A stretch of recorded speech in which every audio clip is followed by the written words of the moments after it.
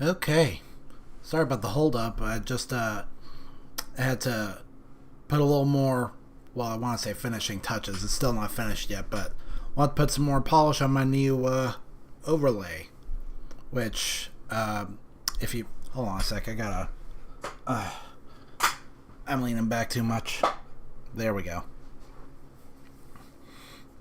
I really need to work on my posture. But yeah, if you watched, I think it was last stream.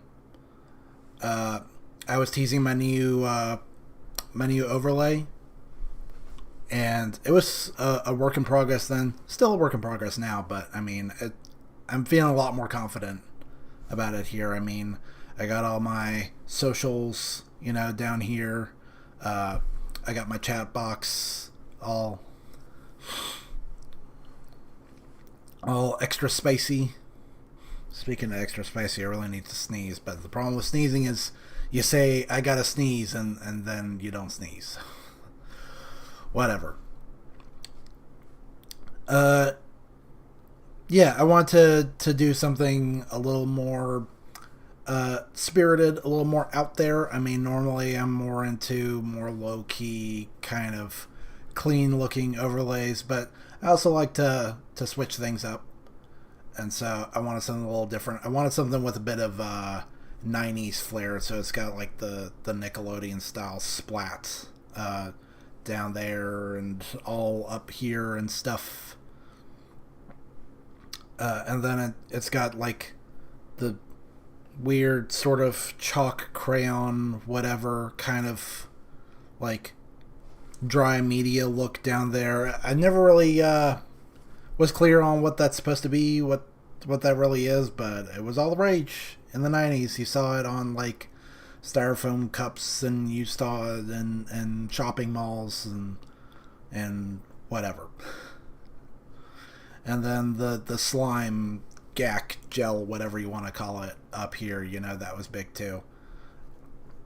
Although I tagged out the seafoam green for violet, uh, partly to punch things up. I mean, Azure is the primary color of Cross Age Productions, and then Ruby Red is the secondary, uh, Topaz is the tertiary, and then for the longest time, the quaternary color was Seafoam Green. And I figured I would keep the first three the same, but every once in a while, I would change out the quaternary color for something else. So I wanted to do violet, uh, to punctuate the fact that I'm gonna be streaming on Twitch as well soon, hopefully. But not now. I didn't get to look into how to multi-stream like that this week. Hopefully, it'll be better this coming week. Although no promises. Like, I'm not gonna go into my personal life too much on the channel, but there are some big changes coming for me.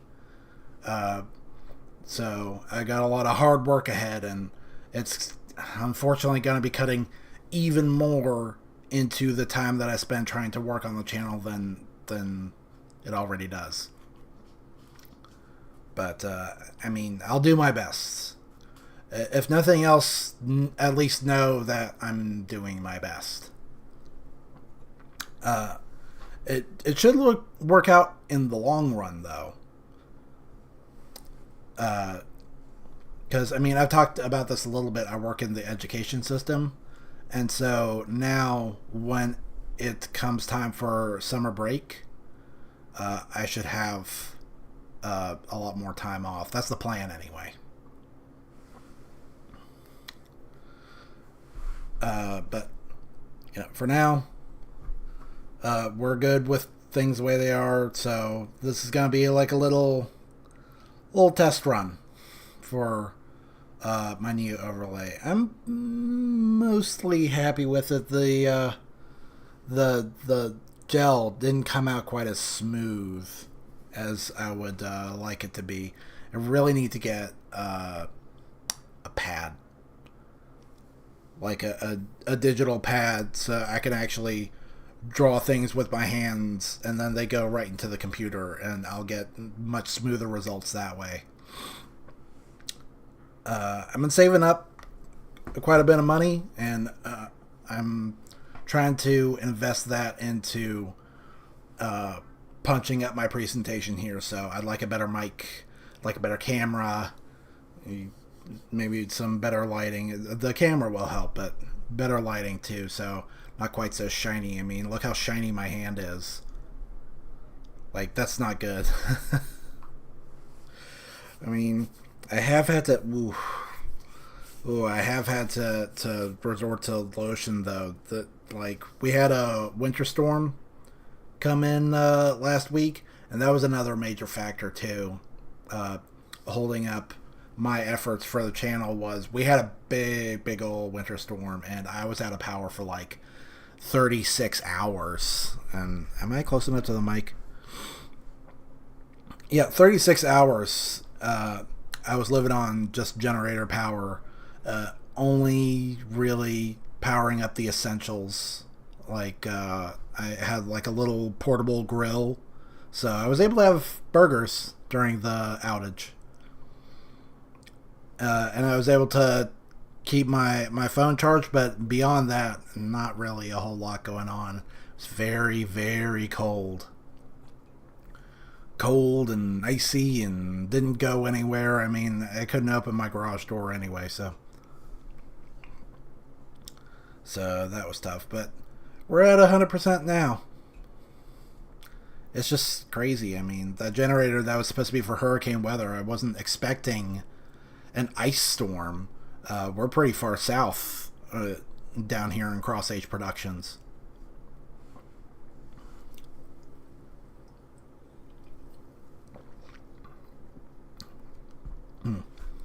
But like I was saying, in addition to the oops, just bumped the mic cable a little bit. In addition to new mic and new camera, also really want to delve into like a digital pad, like I said, and that'll really help me fine-tune the presentation around here. And hello, camera, are you there? Are you still with us? Sorry, the neckline on this shirt is not really holding up too good. I don't know what's up with that. I don't know how to fix that or whatever, but it is what it is. Unfortunately, I feel like the outfit that I'm wearing today, it might be on its last legs. This overshirt is getting a little tight in the armpit area. And, like, yeah, this weird fit, it's seen better days. But enough preamble. It's time to get into the new One Piece chapter. And I'm going to try and bump this monitor up without knocking the camera over, because the camera's like right next to it. Like, here's this monitor where OBS is and a little YouTube preview, and then right up in the corner, that's where the camera is. And I got my other monitor over here. I switched it up. It used to be the other way around, but I think this will be better because check this out. Bam. See, now I got like my screen capture up here. And so now, like I talked about before, but I've got these monitors that can go up and down. So I just raise it up, and now it looks like I'm looking at the thing that is on the stream. And that, I think, is a much better use of our space. Because before it was all tucked down in this little area over here. While we had like this big giant region over here that wasn't getting any use at all. So I figured just go ahead and put it over my curtain. And I think, you know, the overlay isn't quite the way I'd like it to be. It isn't quite up to my expectations, but I think the layout is way better. So now we can go ahead and dig into the newest One Piece chapter. Unfortunately, I mean, I've been a little bit spoiled on the contents because there's been a big development and people just, they can't shut their mouths about it. But it seems to confirm what a lot of people were suspecting, what I was suspecting. Enunciation, hello. I need my mouth to work with my brain. Anyway, the more time went on and the more we saw of this new character, the more we thought that he's not really who he seems to be. Lots of little context clues. And so, now it seems like, I mean, the title's a dead giveaway. Shamrock takes the stage. And isn't that a great name? Because he is a sham. And he's rock, I guess, because his dad is like the moon. He's like a moon rock. He's like the son of the moon. So, Shamrock. Okay, sure. Bit of a stretch, bit of a pun, but okay. We've got a bunch of jobbers infiltrating the mysterious hidden base. Okay, that really didn't move that plot forward at all. Golly, these folks are ugly. Holy crap. Oda says, we're switching things up. Hey, we're switching things up around here. With our new look and all. We're switching things up. Thanks for the hard work. Anayama-san, it's been a pleasure working with you. Fukuda-san, I'll be counting on you from now on. Oh, it sounds like maybe he's got some new editors. And, I think I was saying before that Oda could really use more people on his team to help shoulder the burden. The Home of the Lake King. Elbaf Quest... sorry. Man, I feel like I read that wrong last time, too. Oest Castle. Sure. In the 14 years since King Harold's death, no one has come near this castle. So what's going on here? The door looks like it's been busted open. What happened to the guards? What? Something is wrong. It was broken from the inside. Why would intruders do that? Only one way to find out. Let's go. Why are we here again? I'm gonna need to catch up. Or not really catch up, but like refresh my memory on why we came to this place. Oh, the key. The key, of course. Thank you, Luffy. Alright. Crisis averted. We have now, latched back on to the plot. The key. Where's the key? The damage looks recent. Man, the damage to your look is recent. I really wish he would take off that dumb mask. I don't know how many dozens of times I've complained about it by now. But that is an awful look for Zoro. Wait, this is unnerving. This place is huge. I can barely see the ceiling. This is way too vast to be walkable. Hey, Roto, know where the key is? No, I'm just a run-of-the-mill guy. I've never even been in here before. Well, I'm glad you're here now. Really, Namitaso? Agreed. Now get moving. Wow, what a castle. Being here is thrilling and terrifying. The vibe that this place is giving off, it really reminds me of a Team Eco game. Ico, never really was clear on how it's supposed to be pronounced, but Eco, Shadow of the Colossus, Last Guardian, that kind of thing. I feel like I should be running through this place with a princess or in search of a giant monster or with a giant monster friend, Well, Celtic music plays softly in the distance. Everything's falling to pieces. Is this the intruder's handiwork? No, this battle damage has been here ever since Loki killed King Harold. This took some serious destructive power. Well, I mean, it's damage, but also there's, vast amounts of overgrowth. And it's only been, what did he say, 14 years? This place feels ancient. Do they not have, a landscaper around here to clear out all these plants? Or maybe the treasure tree just grows really, really fast. I don't know. Loki is a monster, and King Harold was renowned as a great warrior. This damage was inevitable. What? They're so big. Huh? This is scary. Are they? This place is covered with giant skeletons. Why? You didn't, like, clean up the bodies or give them a proper well, how does that work when you're, like, up in the clouds, in the trees?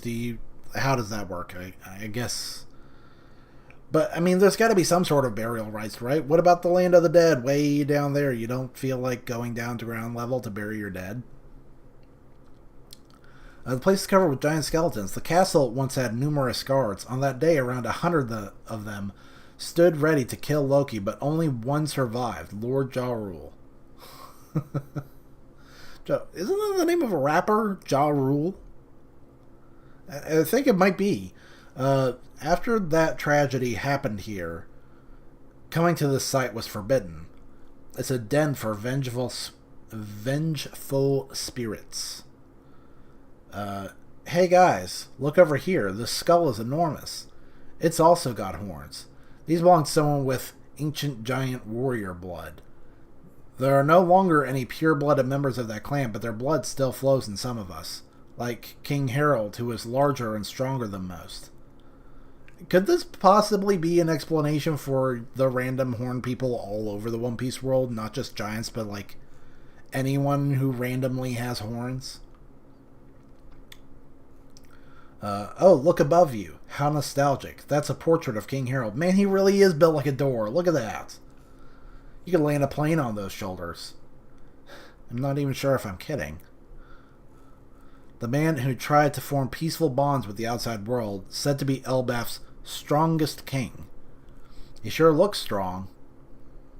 Yeah, he looks like Iron Sheik. Those scars on his head mark where his ancient giant horns were, before he ripped them out. Daggone, that's hardcore. What, is he like Hellboy or something? And he's got like crazy markings on his head too. What's that, like, big black mark over his left eye? He believed the ancient giants were relics from a war-torn era. He had horns? What conviction? Relics from a war-torn era. Okay. I mean, I am remembering the part where Oars was called the Continent Puller, and now there's this big revelation that One Piece is post-apocalyptic and most of the world is, like, most of the old civilized world is under the sea.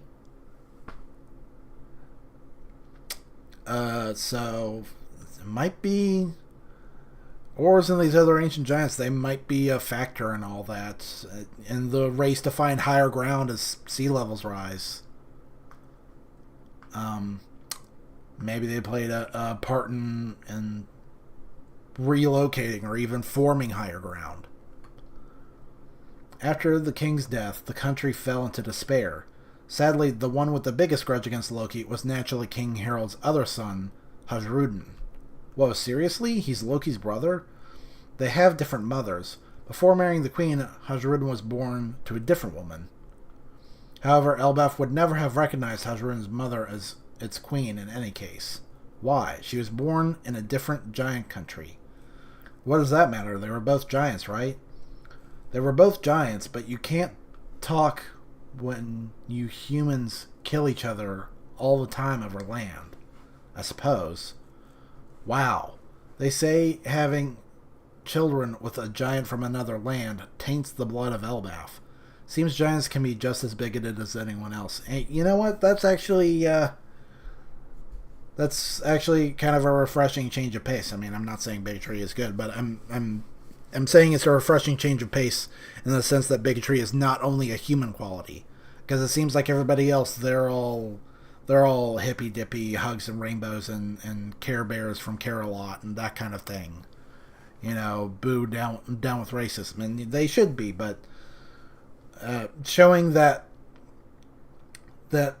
other races also suffer from their own prejudices. I mean, that's good. You did dip into that a little bit with the Fishmen, with Fishman Island.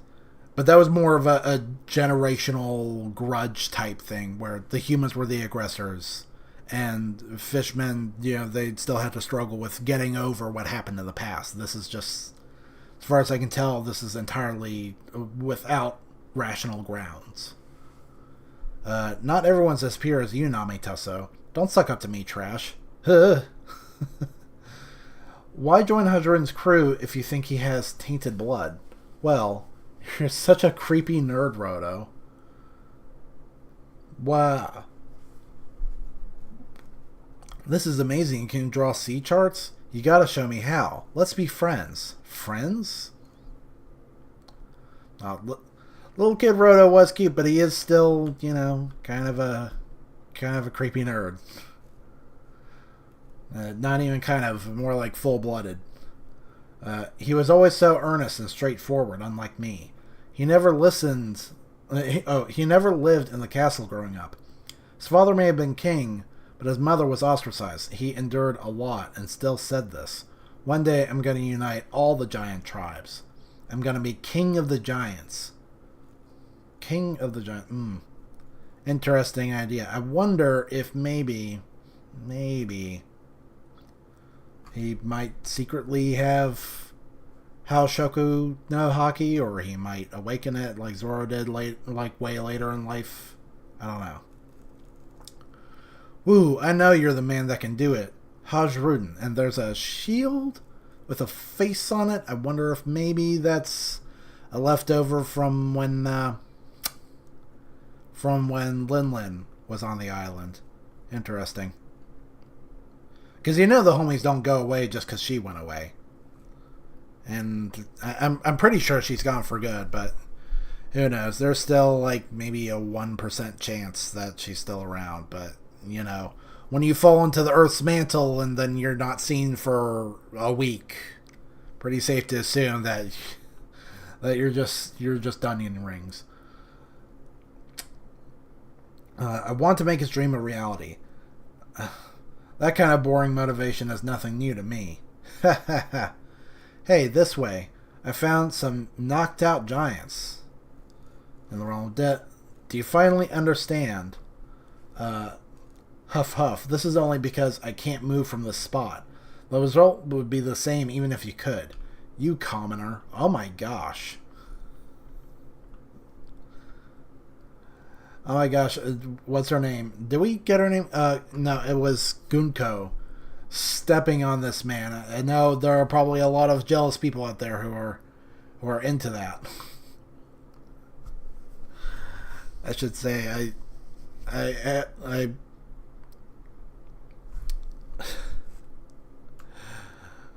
was foolish enough to go into a One Piece thread since the last chapter came out, and already people are ravenously thirsting after Gunko. They are way into this character in a very, very adult way. But we're offering you a chance at divinity. Most die squirming in vain just for the slightest chance to attain such an honor. What is her thing? She makes these wrappings and then she can turn them into stuff. She almost seems like Doflamingo with extra steps. Let's see. Oh, there's some sort of strange, flicker of black flames down here. I'm not sure what that's about. Stepping on, weird... She's stepping on the black flames. And then it looks like maybe the flames turn into this... It might be an awakened devil fruit. Crap. This again. Oh... What? What? Okay, so there's this arrow that's swooping in. It looks like it's gonna stab him in the face, and then another one appears, and I don't know what. I'm having a little trouble following the action. So you're gonna let loose a full speed kick to the right side of my face. It'll turn me sideways.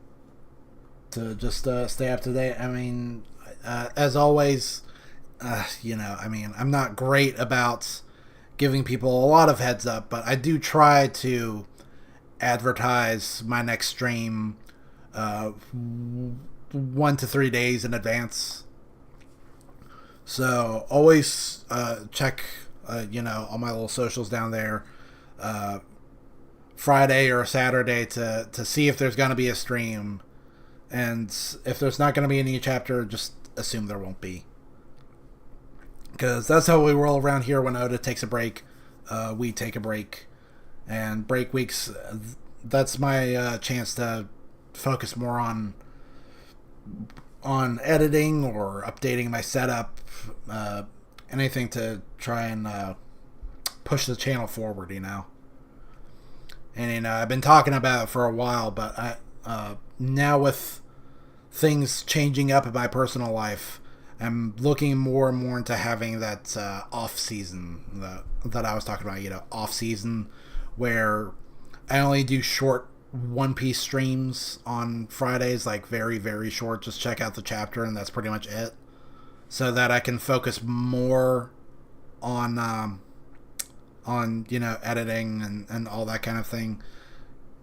I've got a new hard drive and an install of Windows 11 in the mail now, and so I'm gonna have to start making moves to migrate all the stuff that I got going on here over there,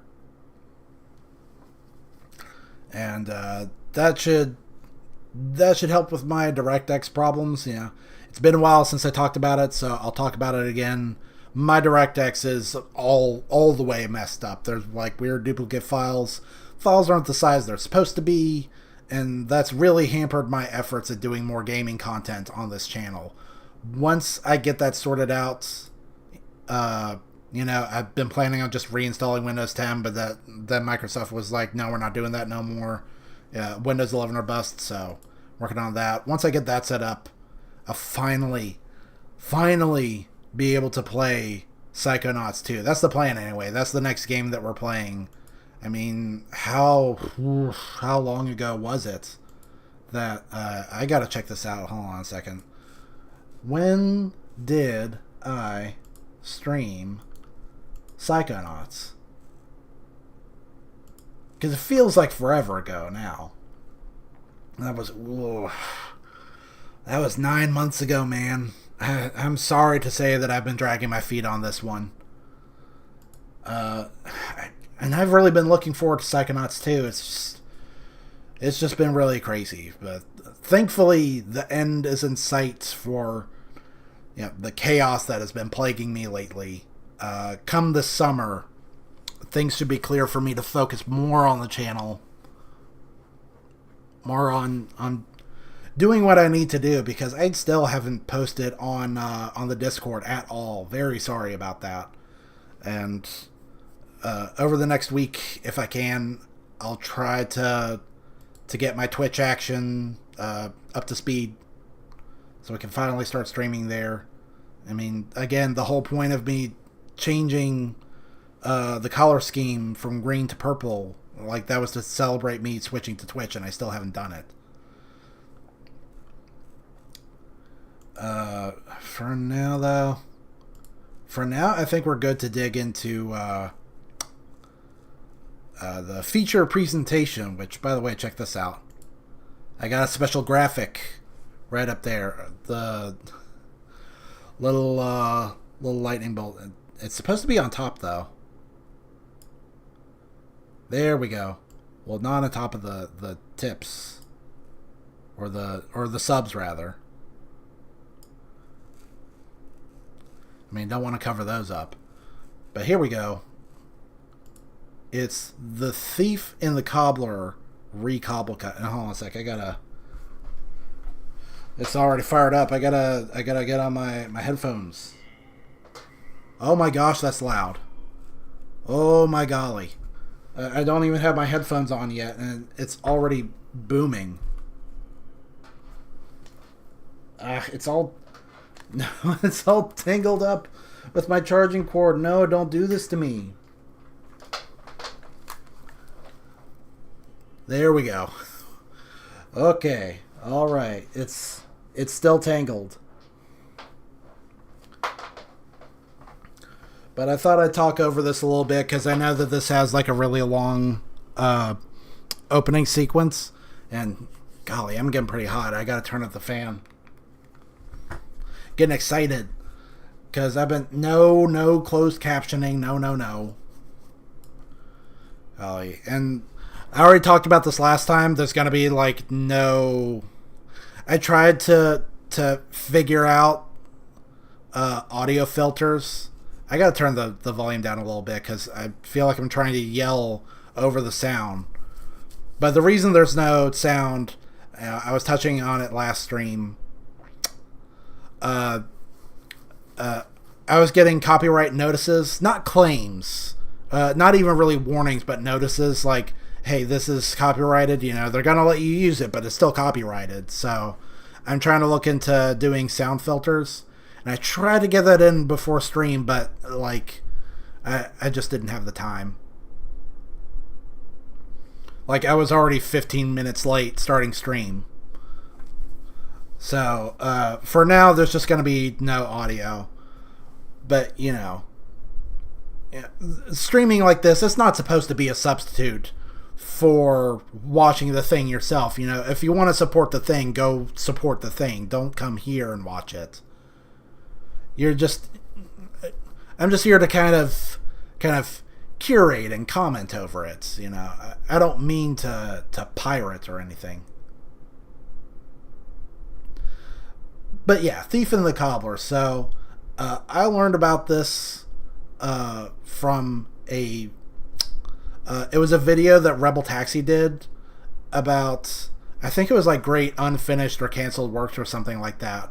And he highlighted The Thief and the Cobbler, and I was immediately mesmerized by what I saw. Just the most breathtaking animation ever. Like right up there with the likes of Redline. With really like look at this. Look how smooth that is. That is 3D rendered by hand. A 3D pan done in 2D. And if there are some parts that don't look so good, well, that's the thing, is that it was never actually finished. It was close to being finished. But then Hollywood, they messed it all up. The guy who made this, I don't remember his name off the top of my head because, you know, I'm bad with names. But he had this very classical idea of the masterpiece. You know, once you master your medium, you make your masterpiece to show off what you've learned. And this was his, The Thief and the Cobbler. But as hard as he tried, and as long as he tried, eventually the studio just got impatient with him. And so they yanked him off the project. They gave it to someone else. They phoned in some real quick and dirty animation to fill in the empty spots. And they did like all sorts of crazy cuts and rewrites, and you know, they got celebrity voice actors for characters who weren't even supposed to talk originally.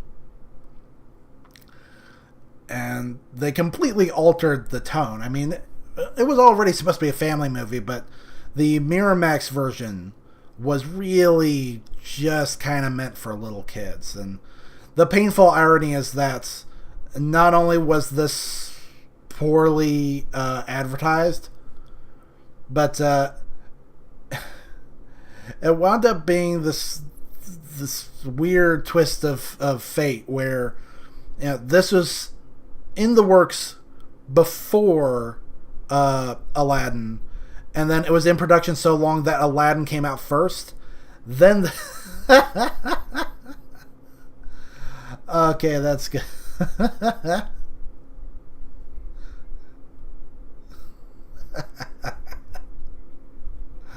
Oh my gosh. Oh golly, I had someone do that to me when I was like a little kid. That the like Indian burns are awful. Okay, that was good. But yeah, oh my gosh. I heard like a little Pink Panther like style, uh, not really leitmotif, like tribute, there in the music right there. But yeah, this was in the works before Aladdin. It came to be the inspiration for Aladdin. Aladdin came out first because this was just in production for so long. Then it finally came out just for people to call it an Aladdin ripoff. Like, how messed up is that?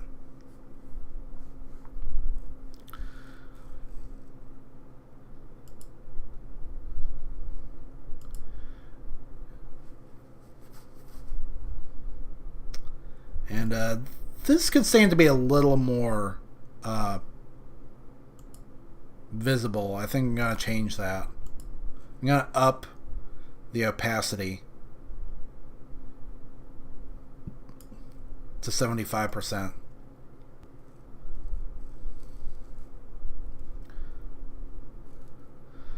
Oh boy. Here comes the boy. Everyone, I mean, my favorite character, that's for sure.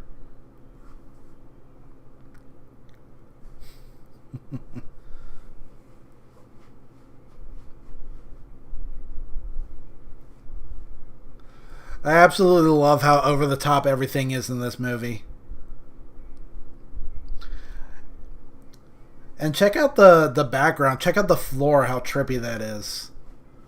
Like, the way that a lot of all the crazy textures are super flat. Absolutely a deliberate, creative choice. Just to add to the very dreamlike atmosphere. And there he is. Look at that. He's got the red carpet that also has his little logo on it, like the Z for zigzag.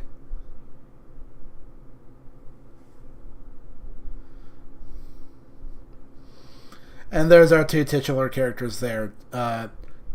Tack, the cobbler, and the thief. I don't think the thief is named. And, you know, if you are watching this by now, you probably noticed that, no, they don't talk. They're silent roles. And so they're all about just expressing themselves through their faces and movements and stuff. Just, again, this guy really wanted to show off how epic his animation was. And this is how he was going to do it. He was going to have the main character. I think maybe he talks at all the way at the end of the movie. But for the most part, it's a non-speaking role. Oh, man. Oh, that looks good. We're big animation fans around here, by the way. I don't know if I ever talked about that, but cartoons are a big part of what I grew up on. And still have a big love of them. Aw, man. See, this is the problem here. This is the recobbled part of the recobble cut. That's what this is called. Thief and the Cobbler recobble cut Mark IV. So after Miramax came out with their crappy kids version, animation enthusiasts stepped up and they found discarded cells and storyboards and cutscenes and all that kind of thing, and they cobbled together their own version of the movie that is more faithful to what the original creator wanted. Oh my gosh, that's so trippy and creepy. Like the way Zigzag almost zooms into the scene and gets right up in your grill.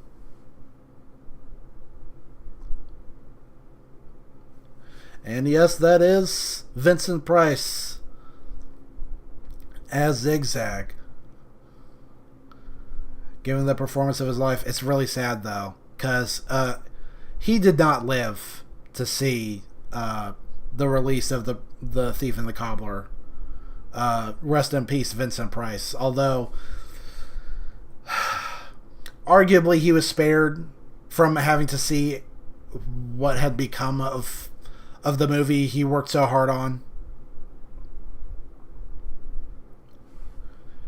He didn't have to watch it get turned into a dumb kids film with show tunes and whatever.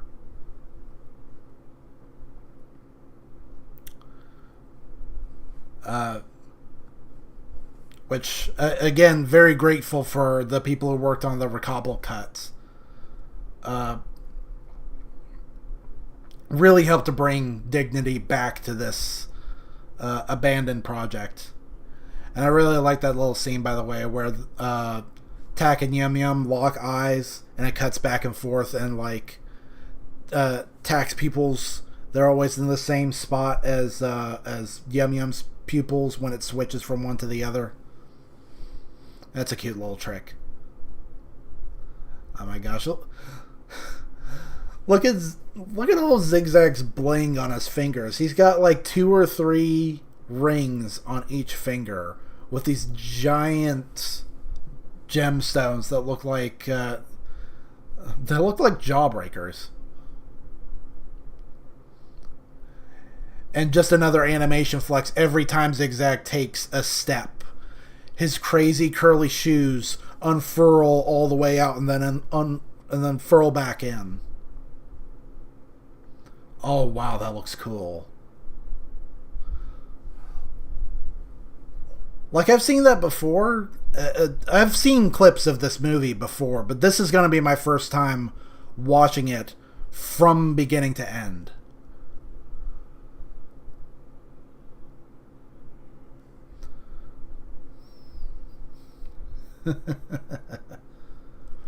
Oh my gosh, that was really trippy. There was something weird going on with the channels there.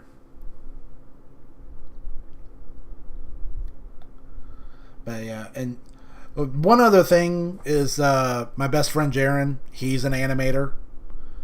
And so obviously he's big at animation. We stay in touch with the animation scene a lot, and we're always interested in seeing what new stuff is going on. I like that now animation is starting to be taken more seriously as something that's for all ages. As a kid, it was largely assumed that cartoons were just for kids. Back in the 90s or whatever. And so very slowly people have opened up to the idea that it's for everyone. I mean, Adult Swim was a big part of that. Anime was a big part of that.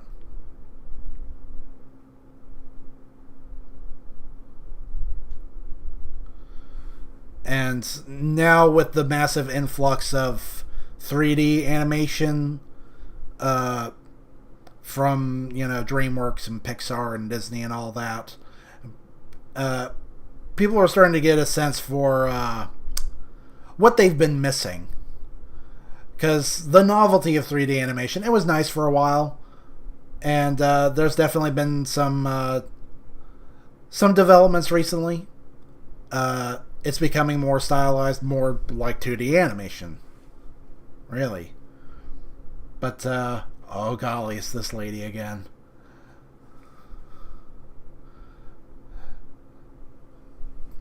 Don't shake her hand. She'll break your arm off. Oh my gosh, that's cute.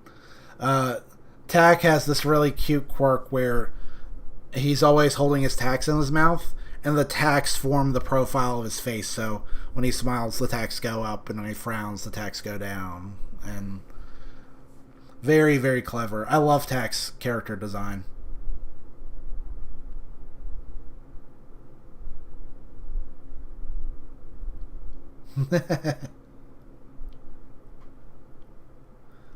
Oh my gosh.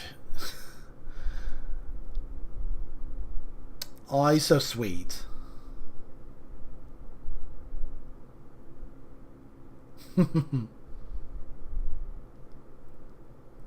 It's amazing how a main character who doesn't talk can be so endearing. If only this had been fully animated. Imagine if someone actually got their hands dirty and animated all of these missing scenes in full in the original style. How beautiful that would be. And this movie was I think it was 90% complete. That was the real tragic part, was it was almost finished, and then Miramax, they had to screw it up. They couldn't wait for them to finish the, I think, like 15 minutes of animation it would take to round this out and make it everything it was supposed to be.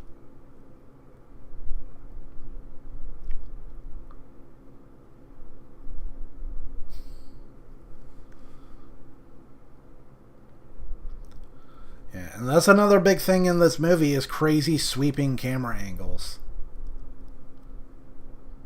I've seen some stuff later that will blow your mind. Oh my gosh.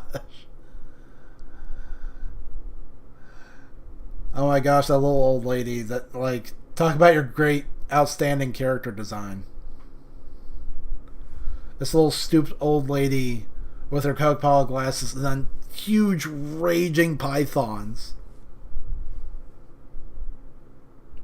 It's funny that that wasn't just for that one little gag where she absolutely manhandles the thief. She actually does have giant arms.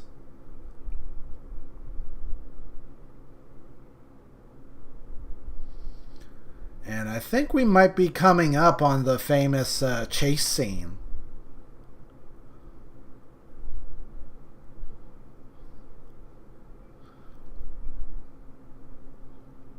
Or not, I don't remember. Like I've said, I've never watched this from beginning to end. So I'm not entirely familiar with the sequence of events. But there's a chase scene. I never get tired of watching it. I must have seen it like 1 or 2 dozen times by now.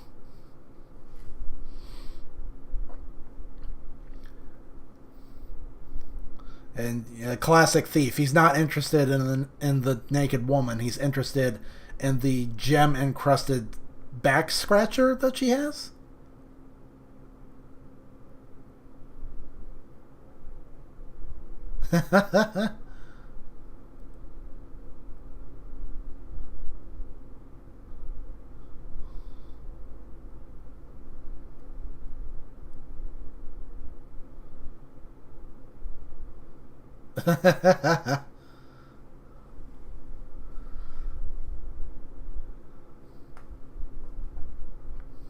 Oh boy, here we go. Man, the thief's proportions are nuts.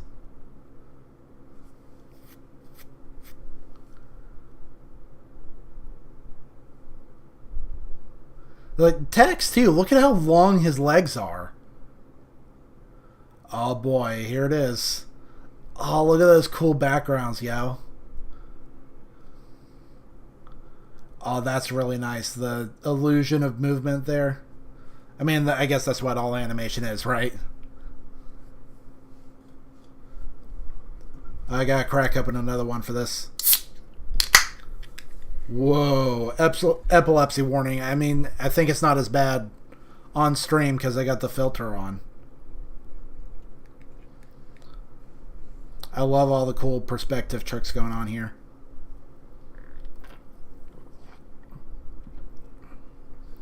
But here it is. Here's the highlight right here.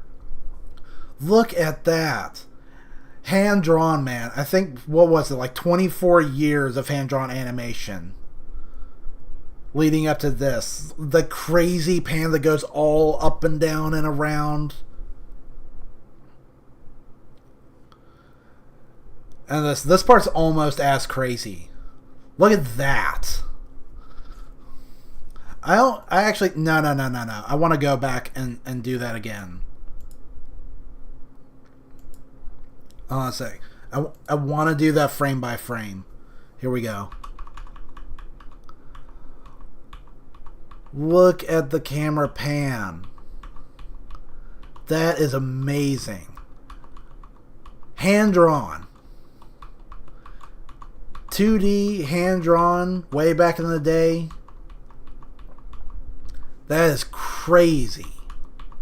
Look at how much movement is going on.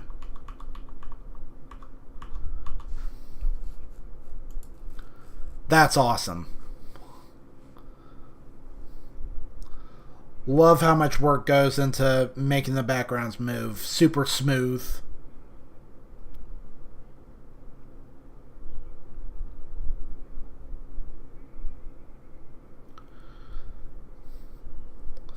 See, it's not all about your epic keyframes and impact frames and stuff. Smooth animation is really cool too. Or it can be. Wow.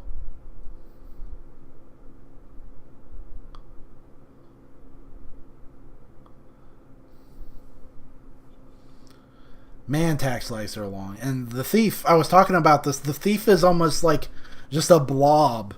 Just like a crazy shape with arms and feet and a head coming out.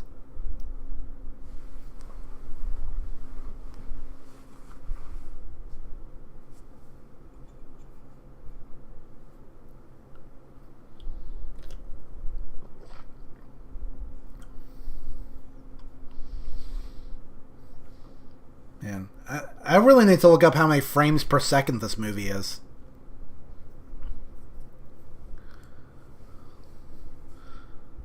Because it is so silky smooth.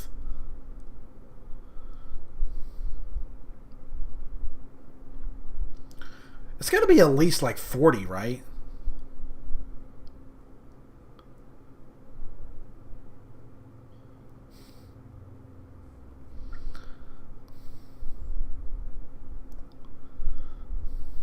And by the way, I love all the super catchy and outrageous names that the characters have too. I've always been a person who really struggles with names, so having really catchy, snappy names for all these characters really works out for me. So Zigzag, as you might suspect, he's not a straightforward guy. Oh, that's great. I've never noticed that before. When the polo ponies play, you see them kicking up dirt off the ground.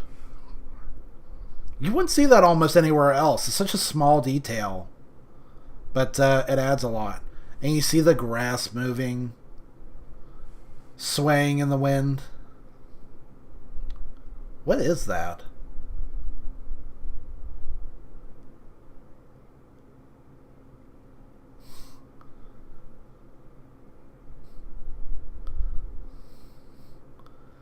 Oh, they're playing with like...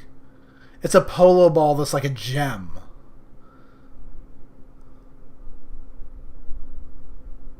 Because they're that ritzy.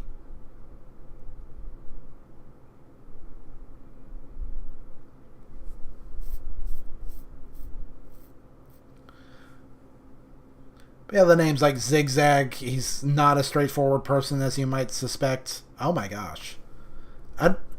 I think maybe they had to fill in some lines that Vincent Price actually didn't get to. Or maybe they had to use old takes. Because that didn't sound right. That didn't sound like Vincent Price.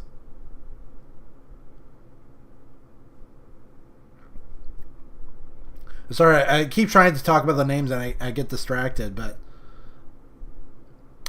Yeah, Zigzag, he's not a straightforward person, as you might suspect. King Nod, he like suffers from nerves, so he's always very tired. Tack, the thief is just the thief. This kind of stuff. Oh, wow. I'm really digging on the dreamlike atmosphere of this movie. So trippy. Oh, wow. Whoa. Speaking of trippy, oh my gosh. My head was spinning looking at all that crazy foreshortening and stuff.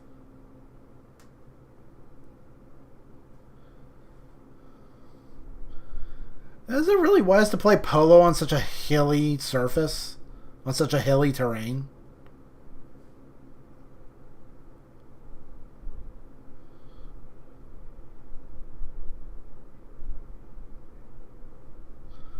Man, Nod is totally checked out.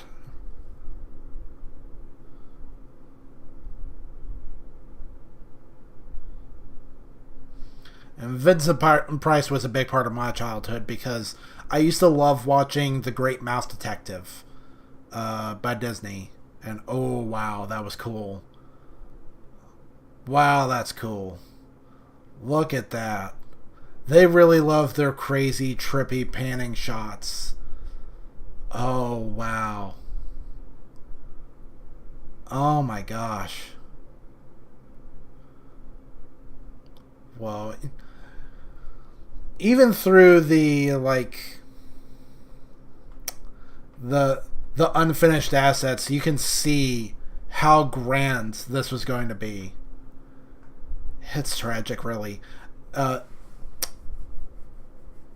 Rebel Taxi, he was saying that some of these old cells they were found in the trash. That's why they're so scratchy. Was they were just gonna throw this stuff out.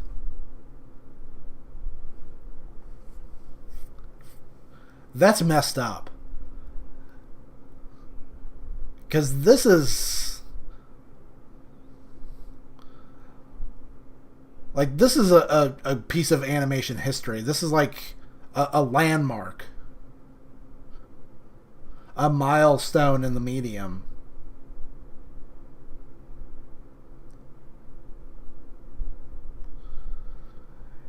Like everything about it, the character design, the atmosphere, the animation, especially the animation, is just so top notch. I figure after this movie is over, I'll try and look up more stuff about it. Because the more I see it, the more I'm curious.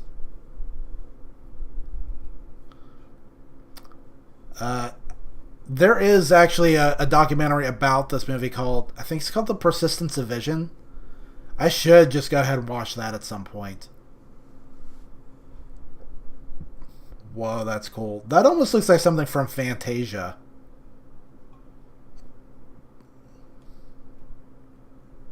A very specific scene near the beginning of the movie, if anyone knows what I'm talking about. Probably not. I'm one of, I think, only a very few people who love or even know Fantasia. And it's a shame that movie isn't more popular because I used to watch that all the time when I was 5 years old. It was so mesmerizing. All the beautiful animation set to classical music. I must have watched Fantasia dozens of times, and watching how epic this animation is, I'm feeling a bit of that magic come back.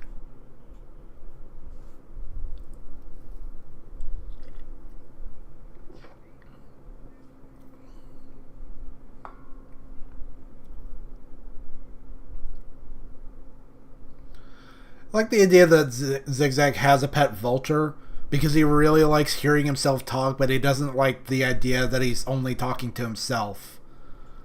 So he just gets this gross old buzzard that he pretends listens to him.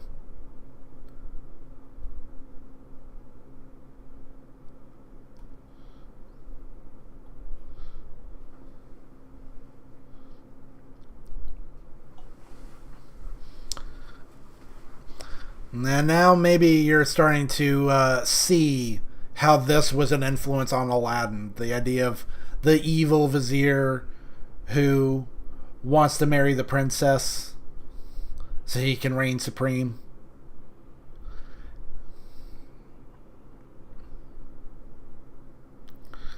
And you can see from all the trinkets in his room, he's into everything arcane and occult and mystical and all that kind of thing.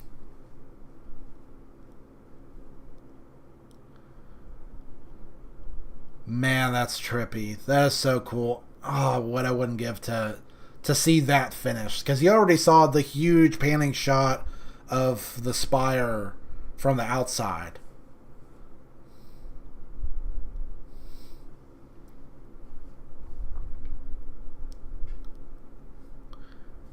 And I like that trick that they do with the thief too. When he has his eyes on the prize, it forms like this neat little profile on his eyes that match up with his pupils.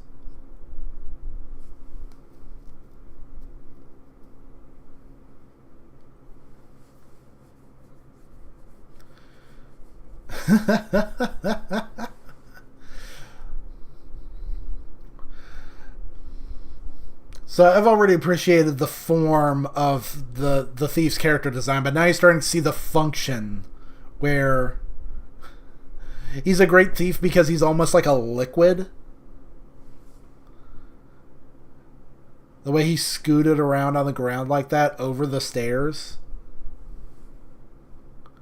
You know, that's a beautiful bed, but is the... Oh my gosh. Oh my gosh. That is terrifying.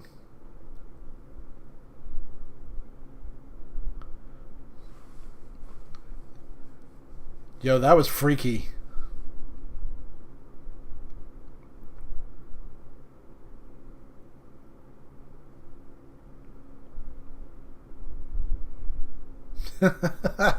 I like that flying garbage can.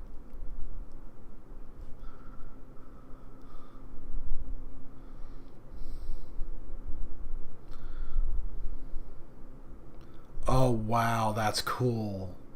Oh my gosh. Whoa. This just got very serious.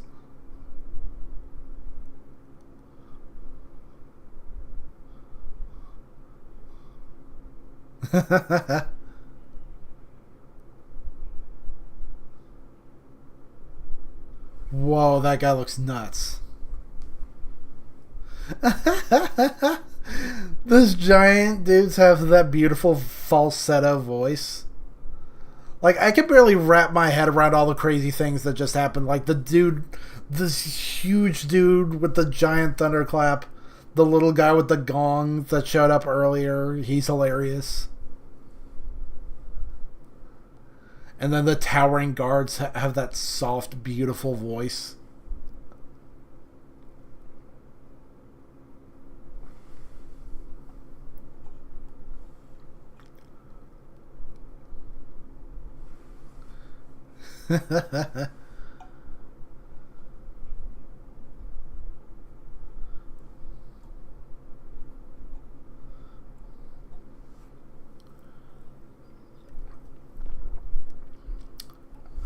I love how commanding Nod's voice is. Like, usually he's very out of it, but when he has something to say, he says it loud and clear.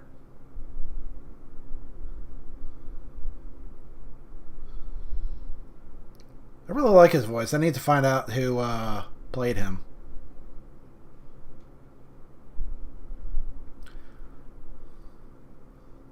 Should just look up all these voice actors because they're all really good. It's not all just about Vincent Price.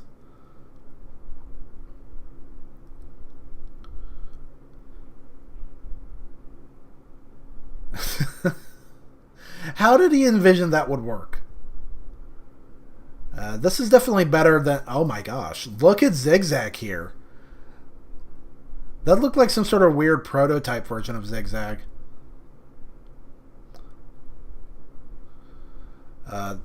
This is definitely way better than the celebrity cast that they went with for the Miramax cut. I think the guy they got to play Tack was like the main character in that dumb American Godzilla movie, the one from '98.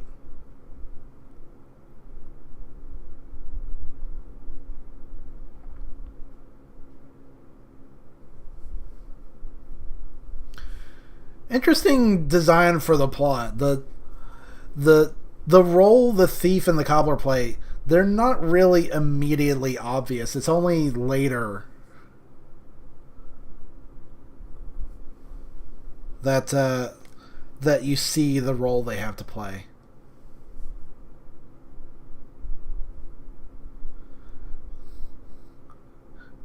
Because up to this point, the plot has just been kind of happening around them or to them. They're not active players yet.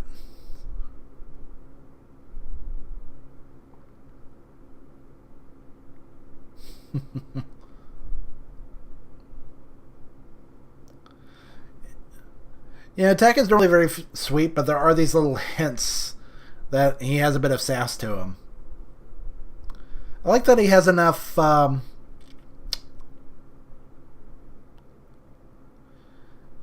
He has enough initiative and awareness to know that he needs to get out of the cell, and he's gonna do something to try and break out.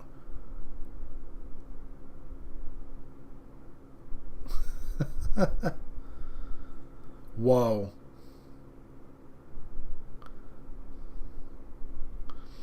This is really reminding me of the escape scene at the beginning of Aladdin, where he's like uh, like up on the rooftops and among the clotheslines and the awnings and stuff.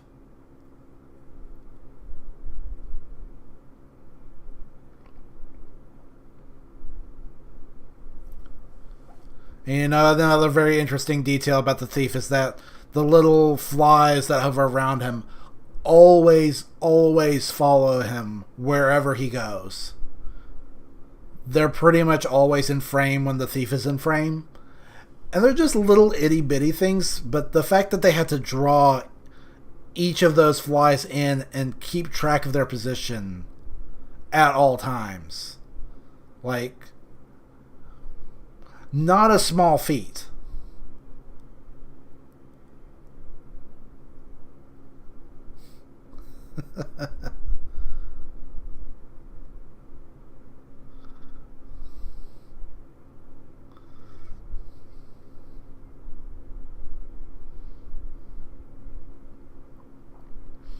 Wow, this is an elaborate set piece.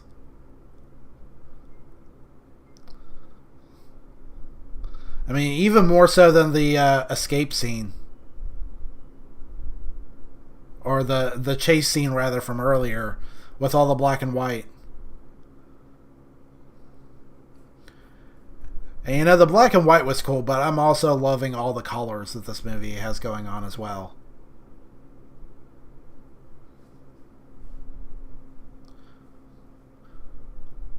Another clear inspiration for Aladdin. Aladdin had the had a lot of sunset tones that had like gold and red and purple and blue. A lot of that here too. There's not a lot of green. The thief's pallor is a little green. He's like a pale green. But most of the movie is these beautiful golds and blues and stuff.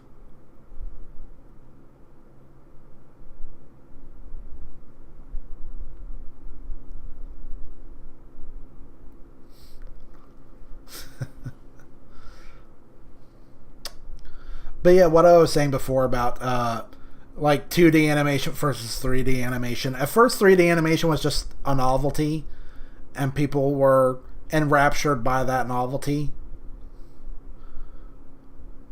But at some point, studios really started pushing the limits of what 3D could do, and the novelty wore off, and people started to miss what you could do with 2D. All of the artistry and craftsmanship that goes into that. I like the mouse is still there too. That wasn't just a little background element. They keep track of the mouse that was in the dungeon with Tack. And he's on his own little journey to break out. Even though he probably could have gone through the bars no problem. It's almost like the mouse was keeping Tack company.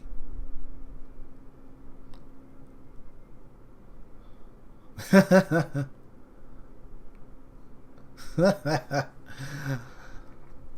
love all the thief's little expressions.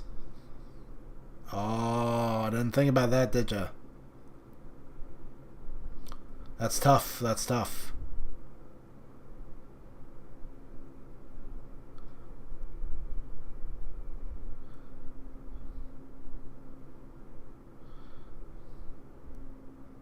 All right. Oh my gosh, you see that? He's holding on with his nose. That's such a neat little visual gag there. I almost missed that.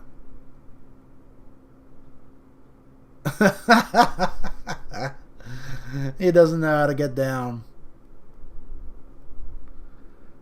Alright, how's Tack gonna do this? Okay, alright. Probably should have thought of that sooner, but oh hey, that was easy.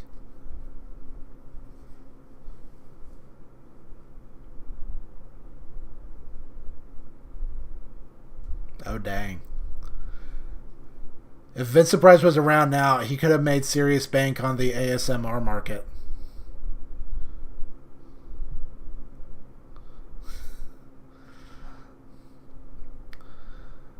That's another hallmark of this movie is like the really hectic orchestral score. Oh my gosh. This part is crazy. Oh, if only they had finished this.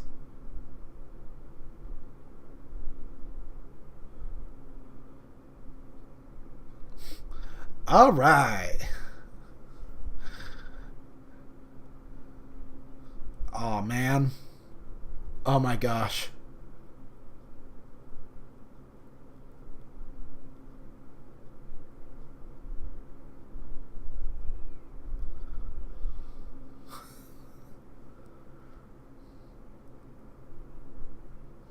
Whoa, that shot's cool. I love the light coming in through the window in the back, uh, illuminating King Nod, and then like the framing of that was just really really cool. It was at like a weird angle.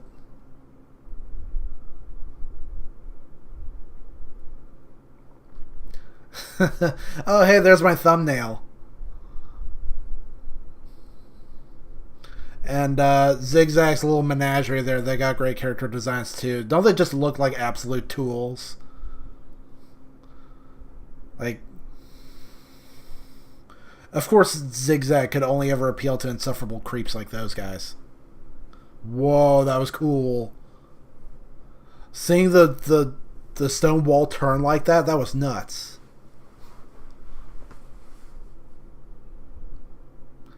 Just gotta keep reminding yourself this is all hand drawn, all 2D animated, no 3D of any kind.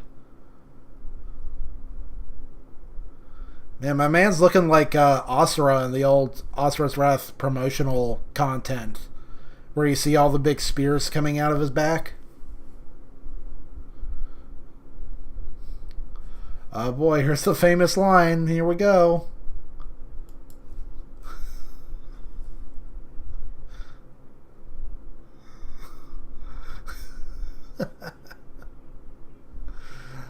Oh, that's good. The bulls are gone. Yo, that pan. That was the first shot I ever saw of The Thief and the Cobbler, by the way. That huge, epic pan out all the way to the limits of the kingdom. That was amazing.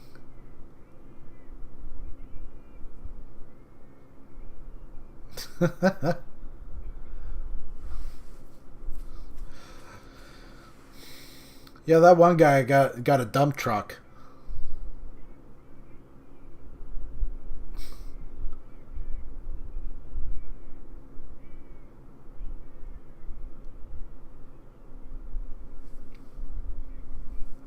Oh wow.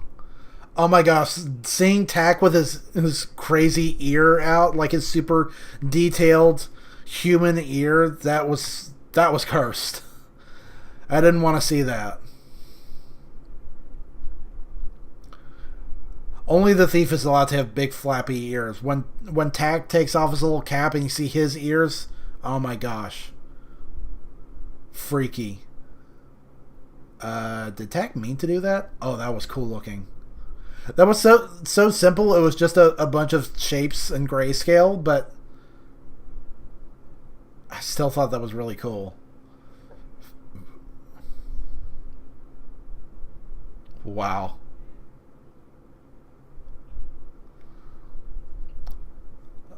The thief. He caught on. He's a little goofy, but he can still be savvy at times.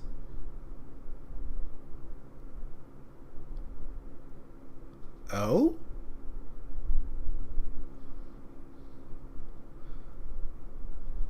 For a second, I thought it was a giant jar with giant gems in it.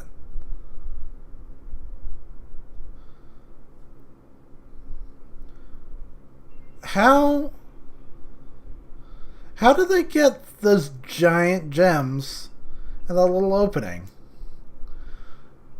Must be one of those science kit grow your own crystal things from when you like from when we were kids.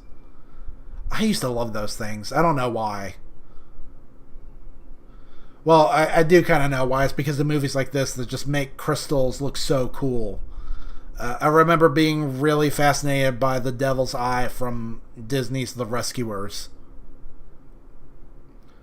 I don't know, just something about it. It was just so cool as a kid. Or like, I used to have an Aladdin playset, and it had the little gem that Abu tries to take from the statue. Whoa, Fido's actually huge. Fido's almost... That's like... That's not even a vulture, man. That's like a condor. He's as big as Yum Yum.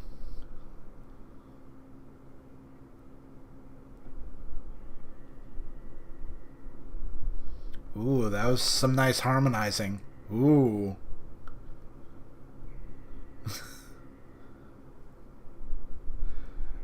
Yeah, this is doing weird stuff to my ears right now, man.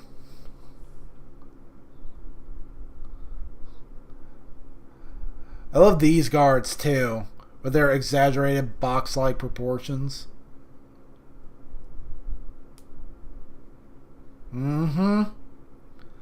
Ah, but the thief, he's got a plan.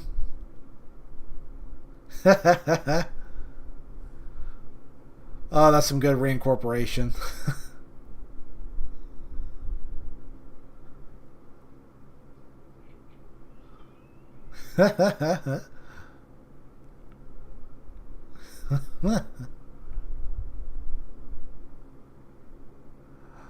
What is he doing with his feet? What was that weird little shuffle? Oh my gosh.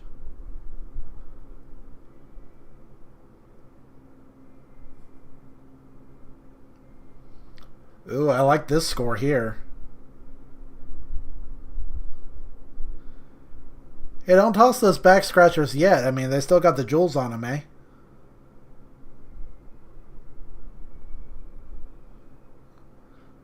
Fido's so weird looking with his like bowling ball body. And I also like Zigzag's trick cane that just has a million gadgets in it.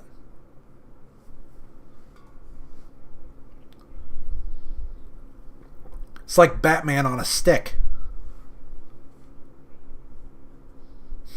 Oh, here we go. They must have known what they were doing with these lines. They wanted to hear Vincent Price say, "I have the balls."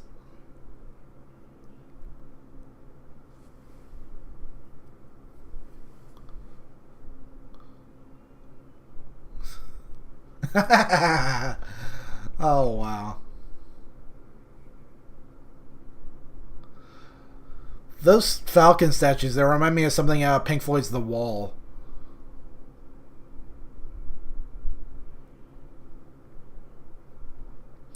Oh, whoa, that was weird looking. Did he see all sorts of hands in the cloud? That was crazy. I want to actually see that again. Hold on a second. Let me roll that back.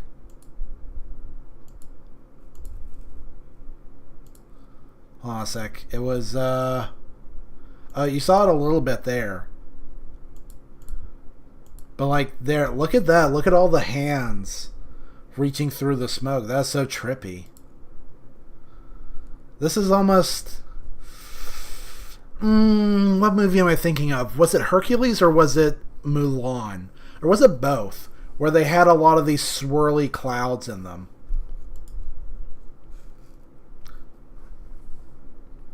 So I'm seeing a lot of the DNA that would go on to become other, sadly more successful Disney movies. Not that those movies aren't great, but this one clearly deserved to be more successful. Many, many times more successful than it was.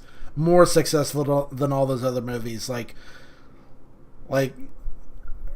Hercules and Mulan, they have great animation, but it's not Thief and the Cobbler animation.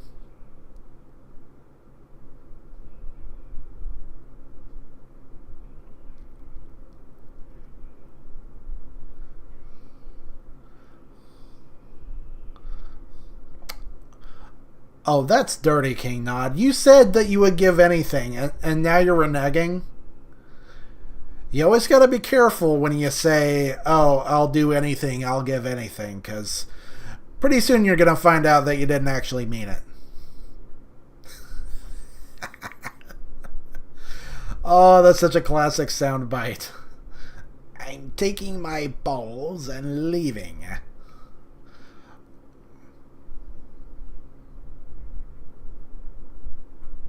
You saw that crazy guy with the huge arms in the background again. You notice that, oh, there's those beautiful voices again. You notice that Zigzag keeps himself more dripped out than the king? Like, the king has the nice lordly robes, but he only has one ring on each hand. Whereas Zigzag has, like, 15. I'm actually going to have to pause at some point and count how many rings Zigzag has.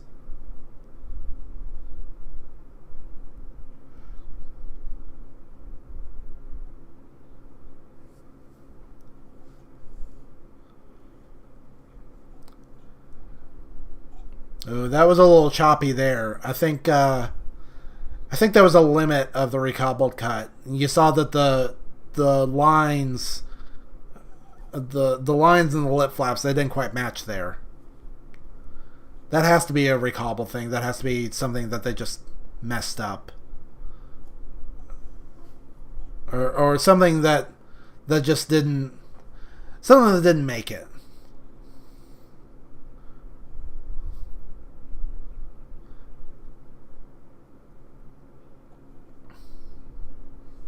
Because there's no way that, like, after everything we've seen, there's no way they would just mess that up.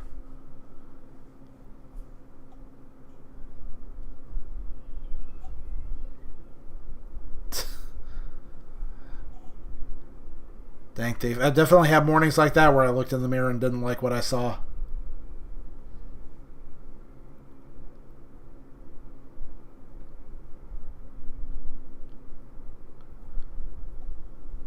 Like they couldn't finish that.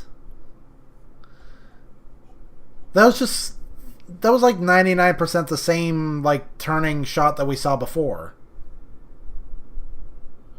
where the wall spins around. They wouldn't let him finish that.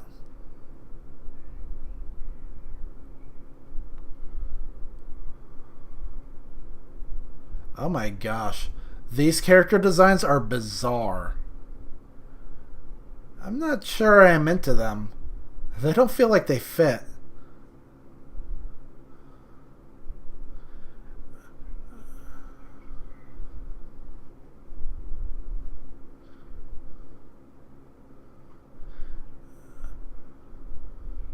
And look at how basic the background is. These really look like something that Miramax cooked up.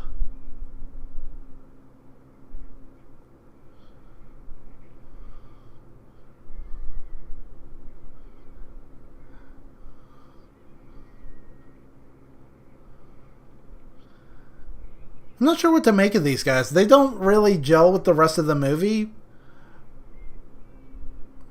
but the animation on them is really smooth, so I'm tempted to say they were in the original version.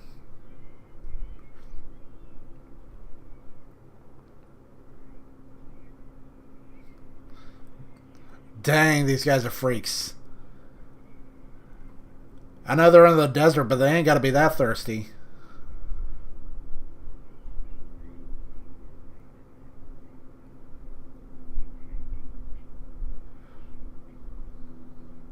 Oh my gosh, is that why they were all cut up? They've been eating themselves?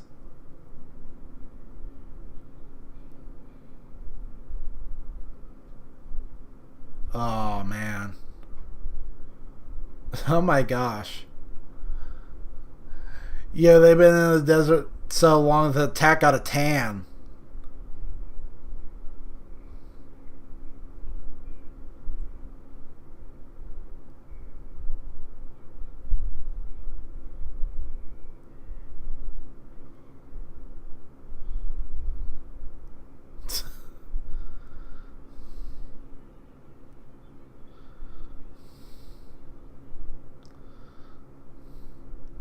Oh my gosh, these guys are pathetic. What? Tan Tack is so cursed. Even that's worse than seeing Tack's ears. Is seeing Tack with a tan. That's so wrong.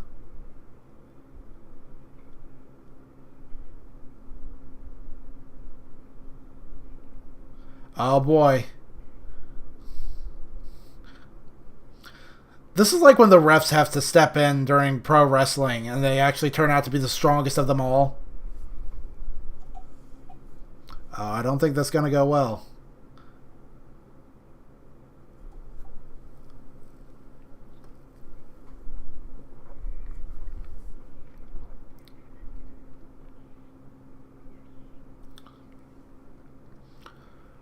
Ruthless. That's a great name. Oh my gosh, they look like something out of the dream sequence from Beavis and Butthead Do America. –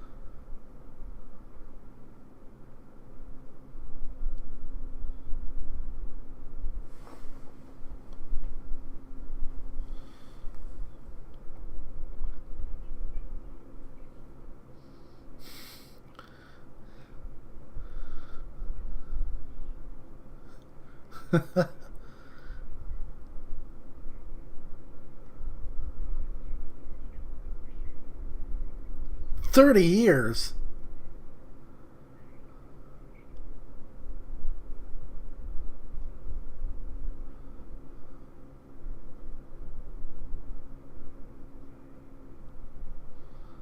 Why didn't they bring the royal guard from the palace? That make no sense.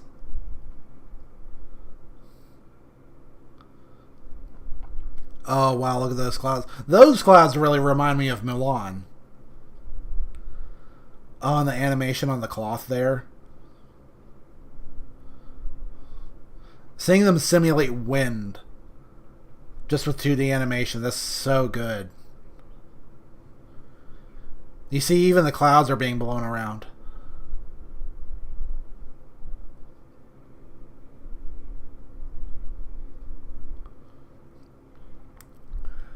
You know, the chase scene is really good, but I think this might actually be my favorite scene in the movie.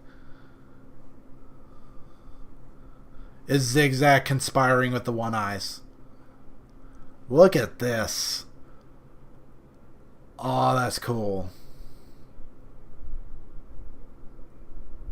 Yo. And the design of the One Eyes is nuts, too. The way his mouth is just teeth.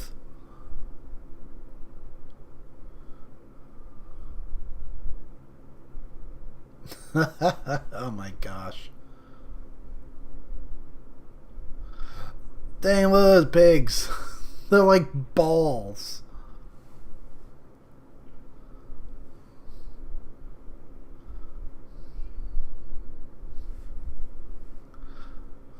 Man, that chair looking pretty soft.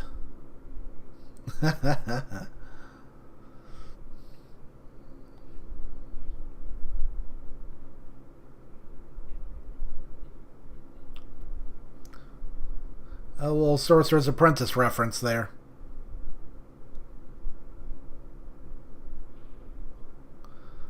It's cool. You saw it again, too. The little flames he conjured, they turn into hands.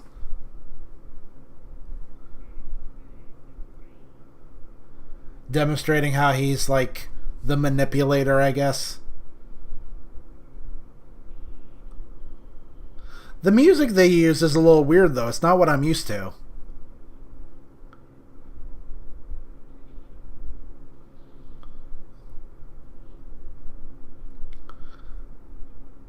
Man, all the little fiery effects. That's really neat. Oh, wait, hold on. Okay, this is the perfect time. So, how many rings is Zigzag wearing on each hand? 1, 2, 3, 4, 5, 6, 7. Wow, I got it. I thought it was just a guess. Yeah, he really does have 15 rings on each hand.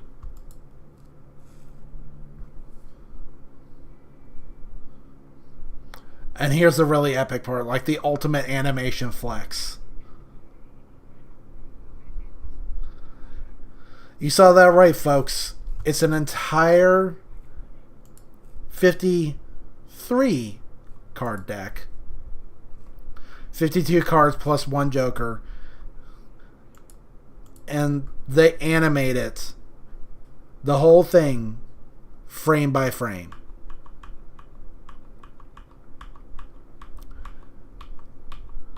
I mean, it's not perfect.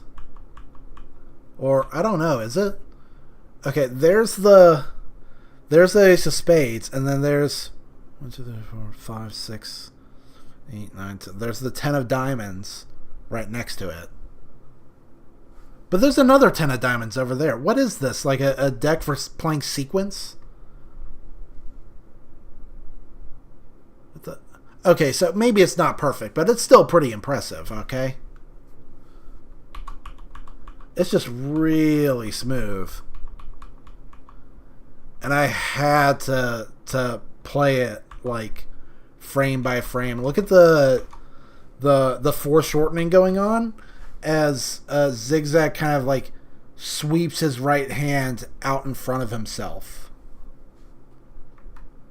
And the cards too. I hit the wrong button. The way the cards also have really good foreshortening on them. That perspective is nuts. And then if you keep track of the Joker, you see it floating around. And then he catches it in the end. That's really good. Gotta appreciate quality animation like that.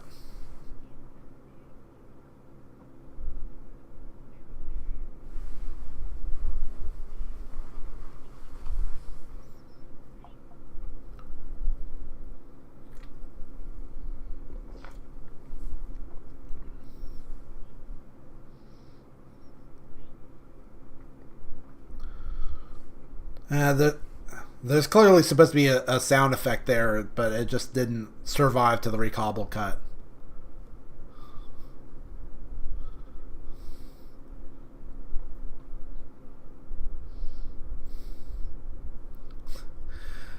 Alligators? Shouldn't it be crocodiles? Whatever.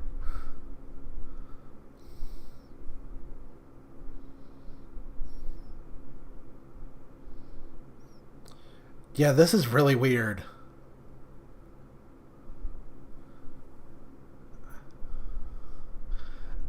I guess maybe they were supposed to be part of the original version. They just feel so alien. Like, their character designs don't blend in with everyone else. The thief is here too.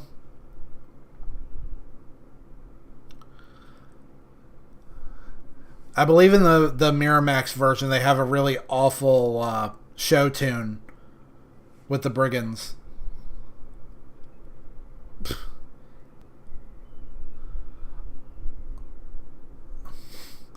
Oh my gosh, that's one freaky looking camel. That's probably what Joe Camel looks like right now.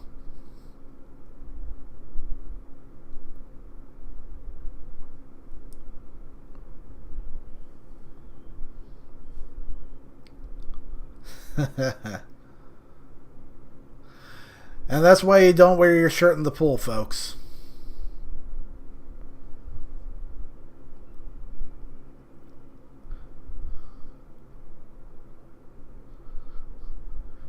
I'm happy to say that I was never that person. Like, no matter... Okay, that's good. No matter how overweight I got, I was never the kid who showed up to the pool with his shirt on.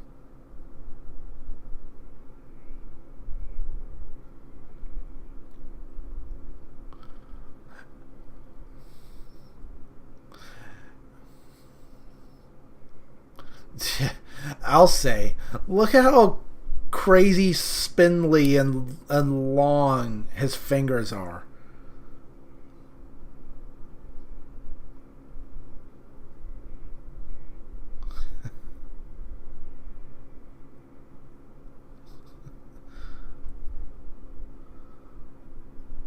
Whoa, that's cool looking.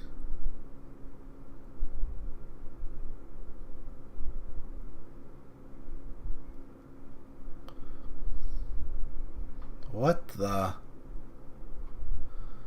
Okay.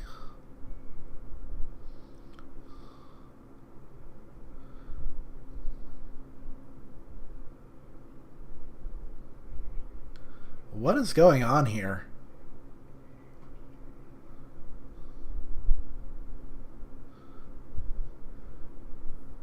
Oh, wow. It's not a tan tech, it's supposed to be sunburned. Oh my gosh, what?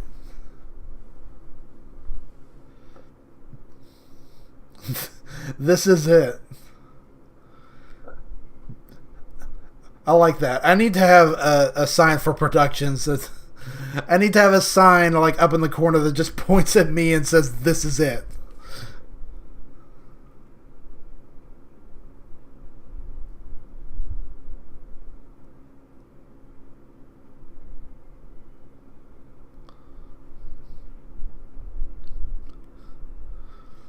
No prayers past this point? That is hardcore.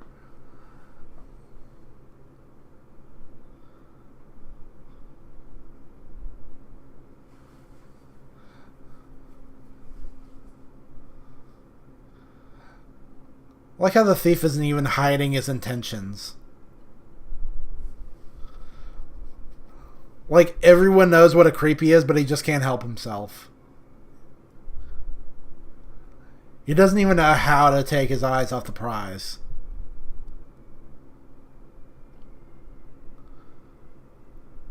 Oh, that's really pretty with all the flowers. It reminds me of a children's book I had when I was little. I think it was called like Magic Jim. If anyone remembers that one. Oh, that is cool looking. This mountain made of hands, honestly, this looks like something that could have been in Afro Samurai. It kind of is. Doesn't the big mountain, like the big #1 mountain, doesn't it have giant hands coming out of it?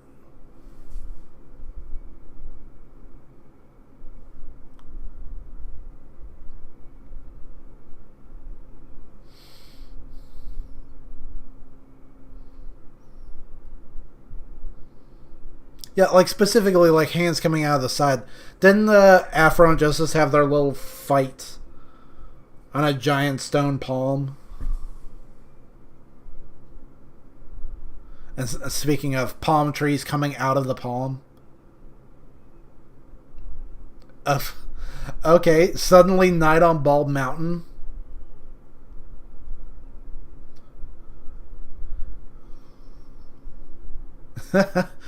Oh, wow. Okay. I was just... Okay. Alright, clearly they watched Fantasia around here.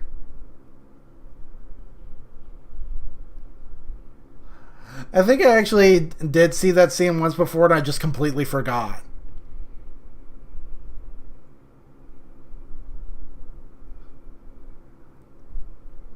Hey, alright.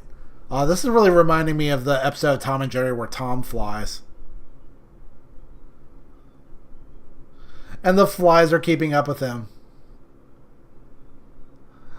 Is the thief actually looking at the flies?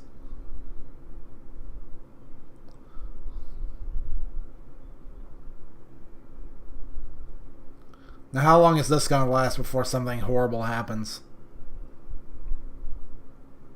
Whoa, that was cool.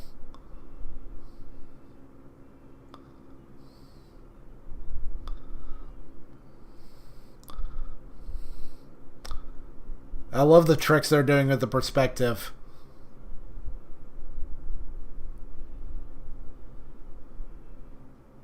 Whoa. Oh, that was sick.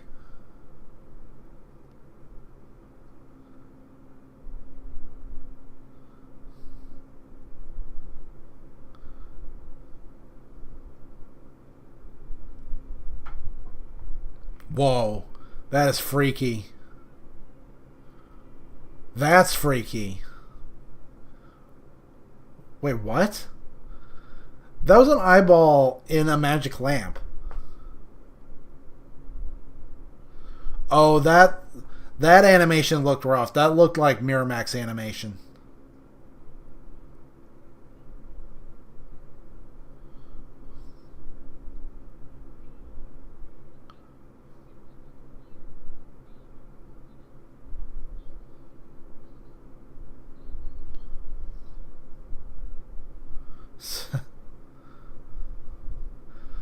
Wow, that character design. Whoa. She is so freaky looking. Oh, wow. The jiggle physics. What it. Oh, no. Please. Please don't touch that to anyone's skin. I don't know where that's been. I don't know. I don't want to know where it's been. Oh, no, please.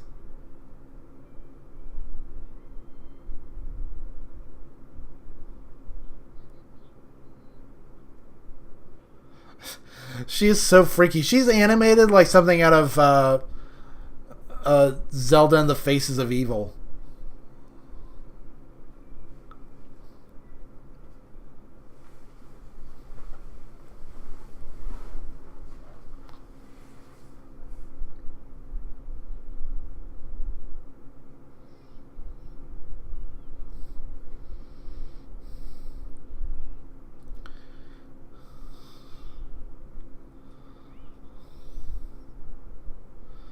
Special trip? This character is freaking me out. What is going on?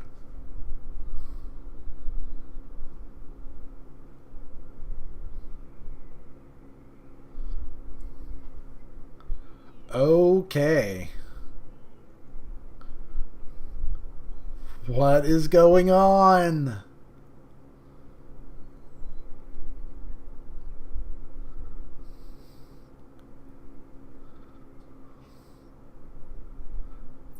Thanks. Great. Really glad we saw that.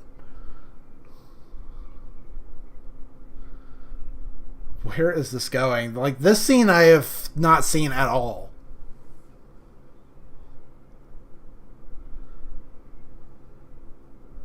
Okay.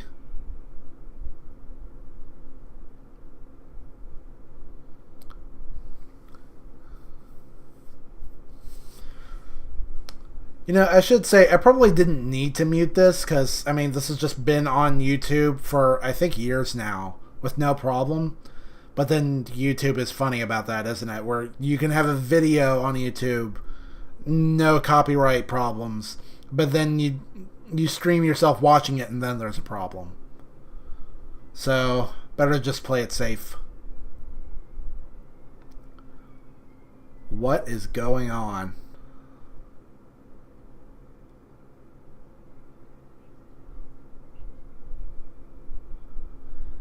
No, don't light the match. There's a gas leak. Can't you see?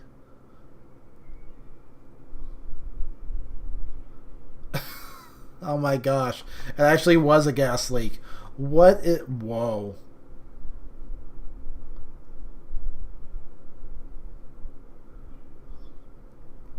Did she just blow herself up?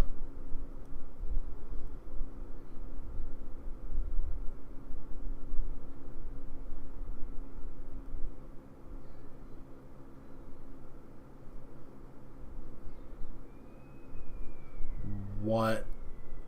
What? What? Okay. Oh my gosh, what happened to the thief? No! You're not supposed to see what the thief like looks under his robe. This is cursed. There's a lot of curses going on in this movie. Oh, good. Zigzags here. Finally, I feel grounded in reality again. Oh, that animation on his whip is so smooth.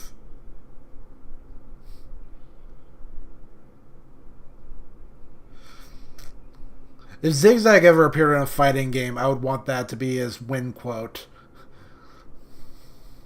One mistake will suffice. Don't take me lightly twice.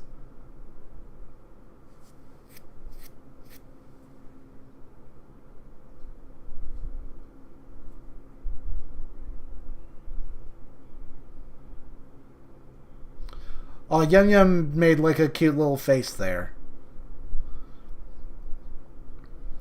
There we go. That's better. Wow, that's how the thief shops for clothes, huh?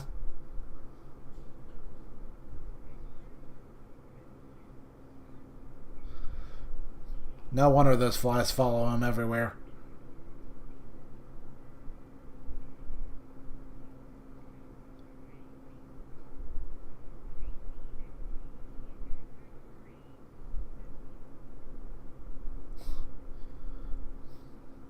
Oof.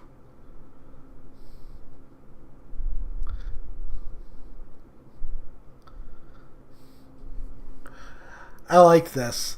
I like that Zigzag just takes the one eyes for dumb thugs, but then when he tries to grift them the way that he did with the king, he finds that they're not really having it, that the leader of the tribe is actually quite savvy and is very wary about being betrayed by Zigzag the way that King Nod was.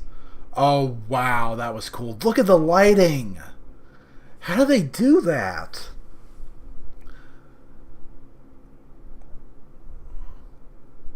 I really love that lighting. Wow. Oh my gosh.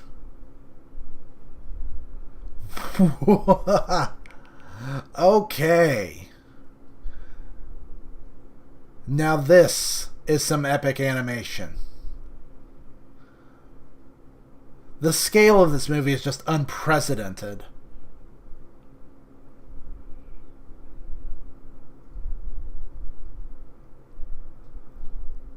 Ah, man. And that's another thing. Zigzag, he didn't bring his entourage with him.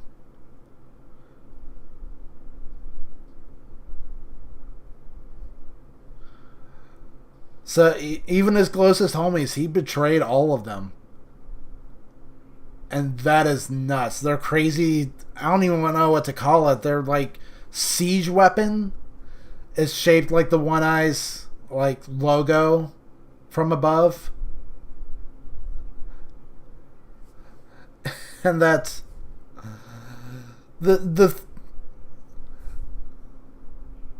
big thing that One Eye uses to project his voice. It reminds me of that one scene with The Simpsons when Bart has like 100 megaphones.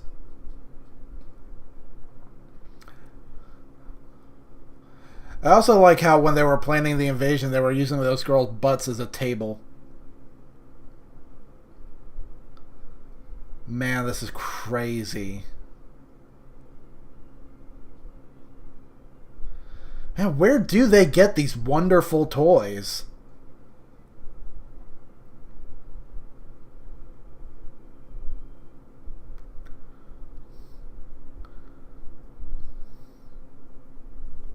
For being a bunch of raiders, they are insanely high tech.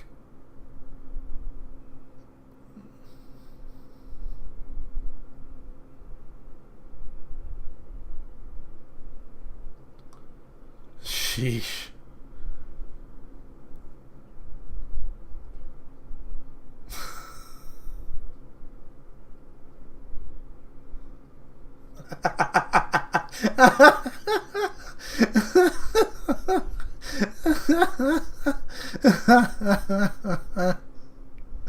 I felt like a line out of Hardcore. Oh my gosh. The delivery on that was perfect.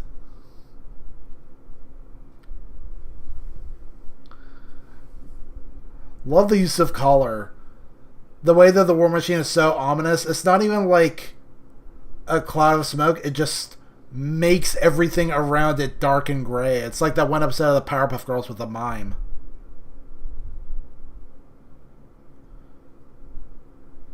Yotaka's looking pretty Chadly in this shot right here. He's really manning up.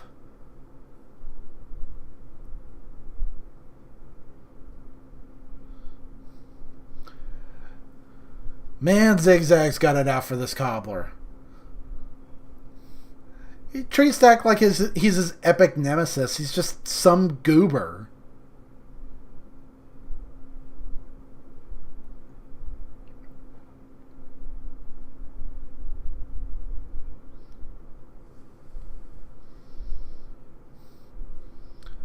Alright, man, these cells are in rough shape.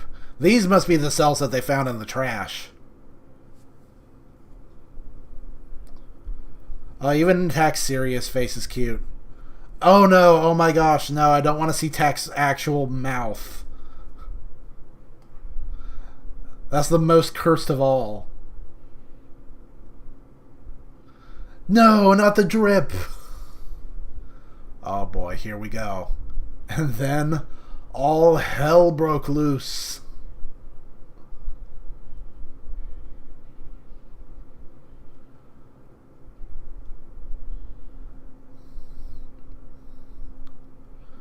Man, Tak, how hard did you sling that thing?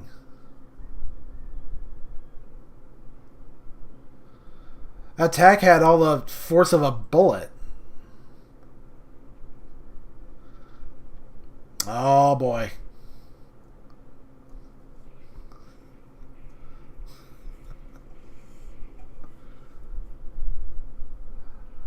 I love all these Rube Goldberg antics. This must have been so ridiculously hard to animate. Look at all the moving parts and stuff. Oh, and that was very elaborate too. Like a cord held under tension at different points, and then as the tension is relieved, it like changes its shape. The effect for the molten lava is really cool too.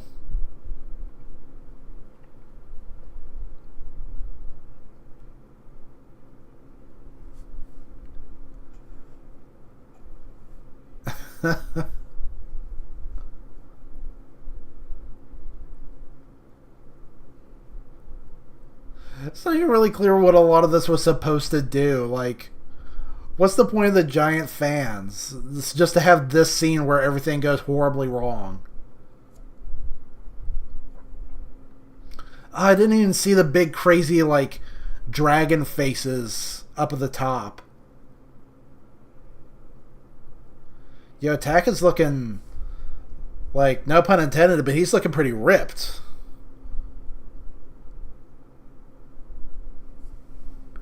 Even though that was unfinished, that animation was really smooth.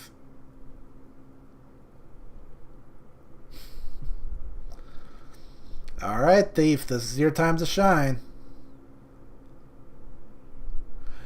He dives into that roaring inferno just to get those 3 golden balls. He doesn't even... I don't think he even knows that they're important. He just wants them.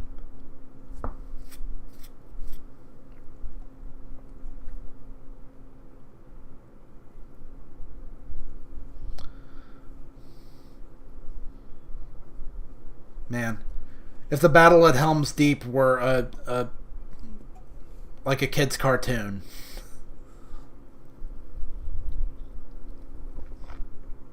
And they have giant scissors too.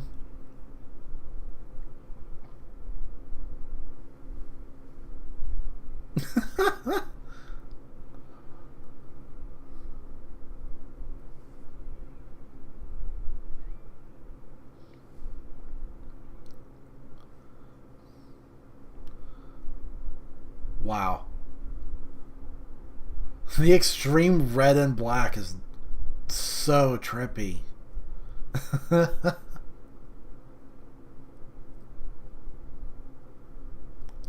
This sequence is really long too, where the thief is just trying to get the golden balls. And I love every second of it. That was great foreshortening with the flies coming around right in front of the camera.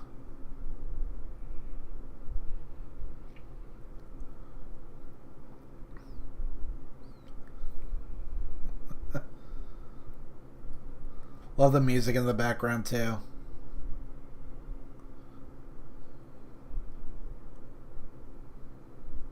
So much crazy stuff going on. I don't even understand all of it. Like giant saw blades in the background.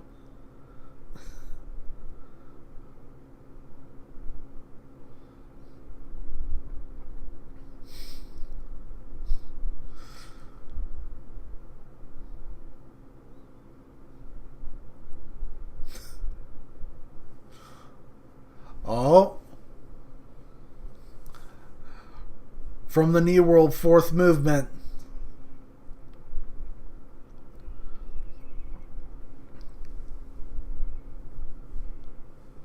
Oh my gosh, I love this track.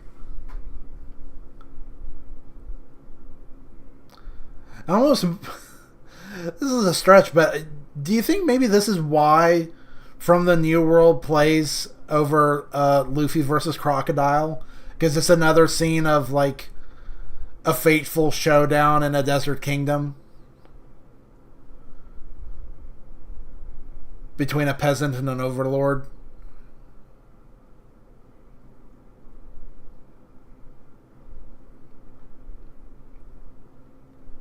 Seems like every time I hear this music, either it's a fateful duel in a desert kingdom between a peasant and an overlord, or it's dudes fighting each other with swords on the moon.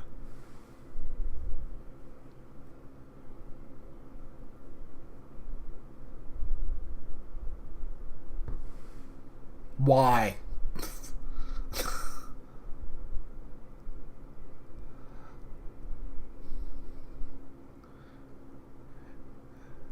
And isn't this track just so perfect?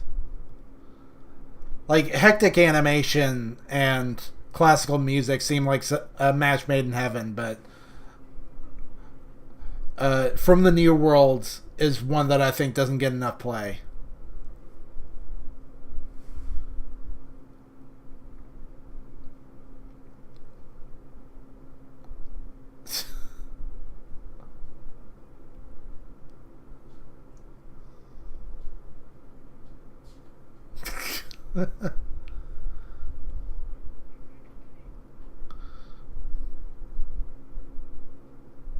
Man, Tack ready to throw hands.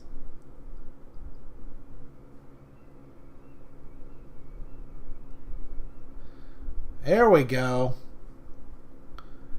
Fighting the only way he knows how. I like all the bad guys who are just standing on platforms at attention for no reason. Not clear what they were even supposed to do. They're just there to get screwed over. Whoa.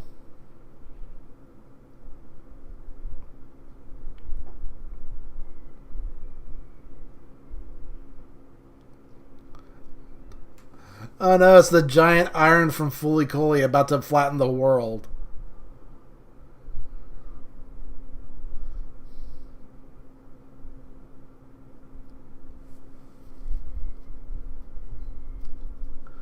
Oh man. I don't even really have a lot to say at this point. I'm just basking in the glory of this peak animation.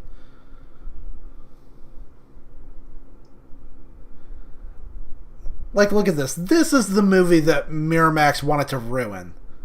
They looked at this and they said, no, no more of this, thank you. We've got this handled.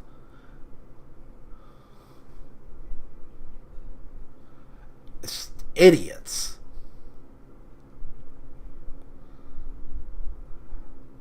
Well, 2 down, 1 to go.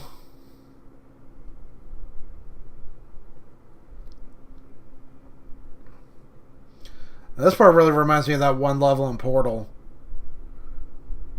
where you gotta get past all the pistons. Why did he do that? Why did he think that was the way to go?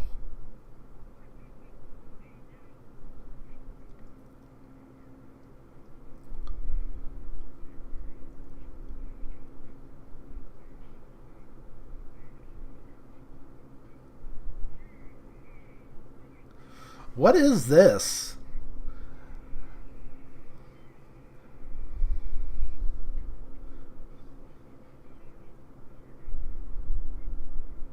This is weird looking. This doesn't look like a cell or a storyboard. This looks like something that was drawn recently. What is going on?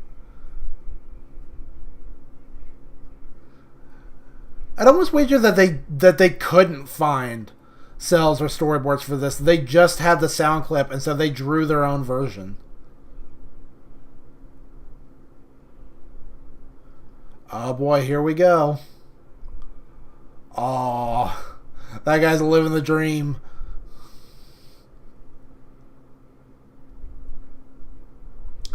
The best defeat ever. Sat to death.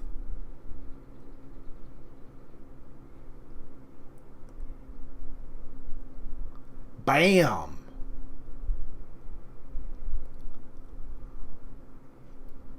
Hey, yo, man, you just gonna give us a close-up of the thief's grippers like that? So maybe we should have gotten an R rating. Wow, that's cool.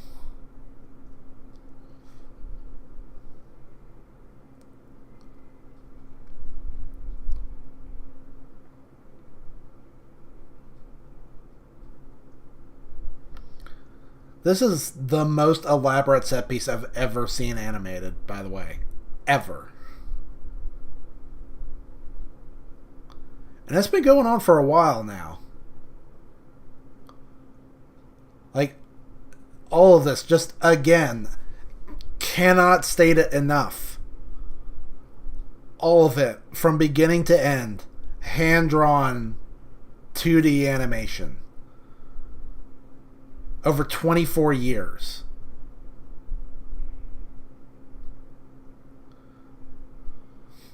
Think of all the times that people have worked on a project for way too long and they don't deliver at all. But this, you can see every ounce of effort poured into making this the most perfect movie possible.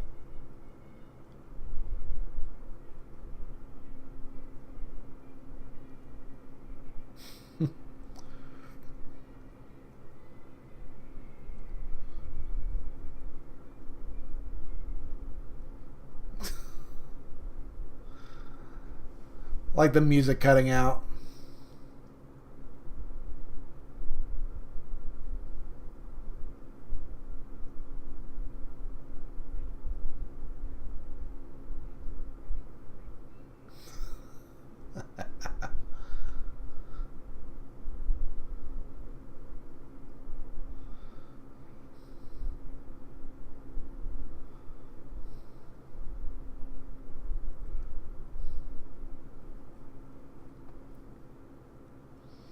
All right.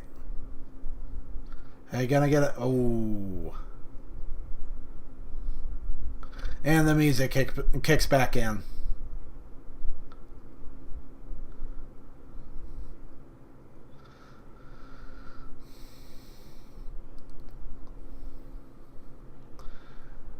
And the classic comedy of, like, someone truly oblivious not noticing that all hell is breaking out around them. So he freaks out when he steps on a tack, but that's his reaction to being eaten alive.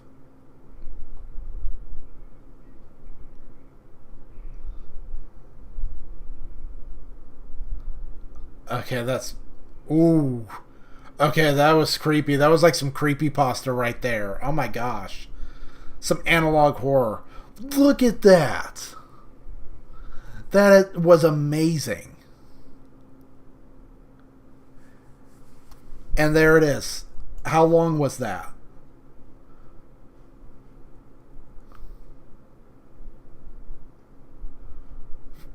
From the moment Tack loses his little tack to now, it's like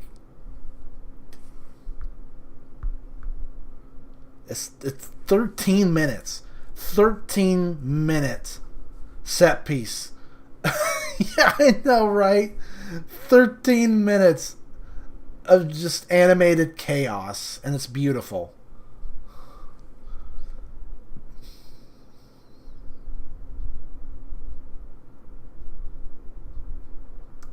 And this is the epic showdown between the thief and the cobbler.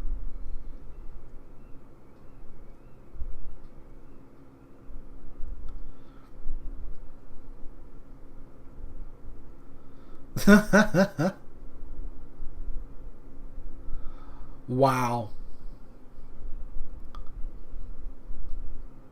Oh, that was like, oh, that's cool.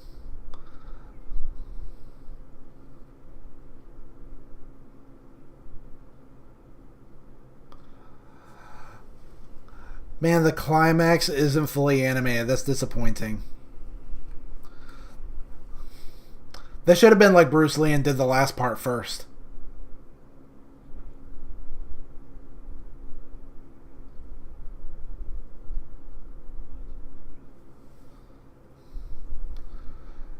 And everything, Tack actually got a nice tan.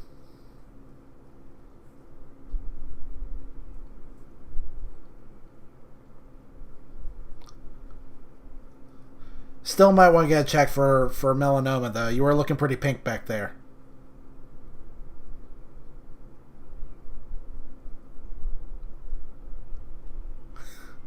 I legit pogged at that. Like, holy crap. That was the most booming, epic Chad voice ever. I gotta get a replay on that.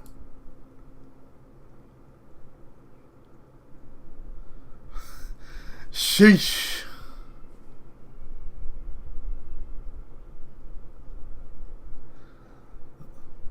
Wow. Oh, there's a little heart around them. That is, wow. Man, that font really reminds me of Hercules.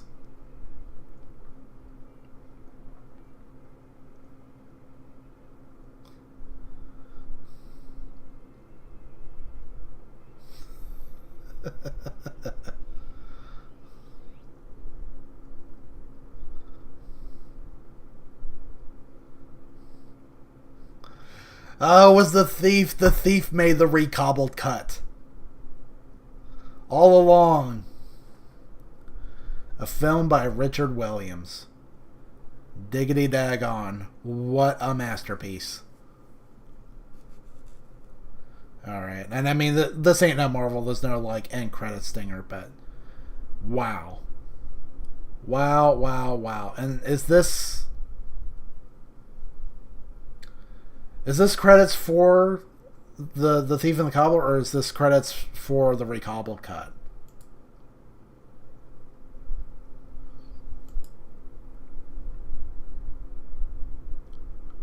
Thief and the Cobbler, Princess and the... That's the other thing, is this movie's gone by many, many names. It was like Thief and the Cobbler, Princess and the Cobbler, Arabian Nights. Wait, what?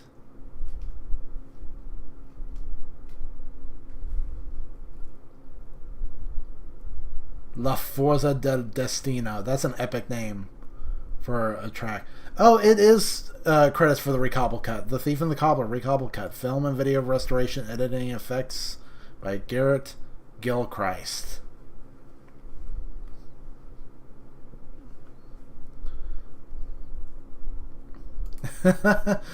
Video acquisition and transfer. Too many to list, really.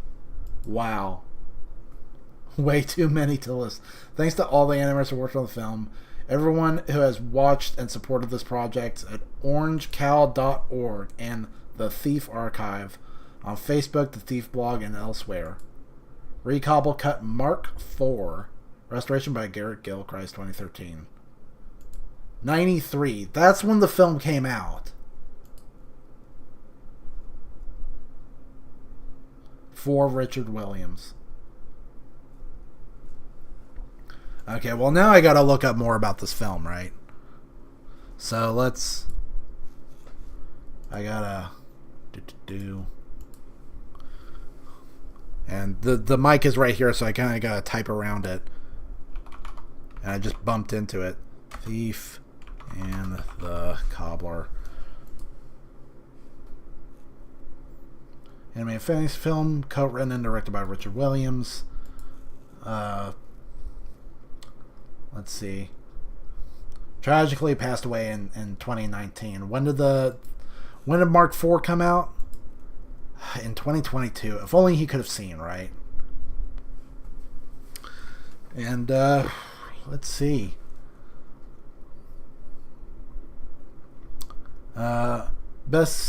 Richard Williams, best known as the animation director on Who Framed Roger Rabbit. Oh wow! So, in addition to Thief and the Cobbler, he was also taking on other projects. Worked on A Christmas Carol from 1971. Earned him his first Academy Award.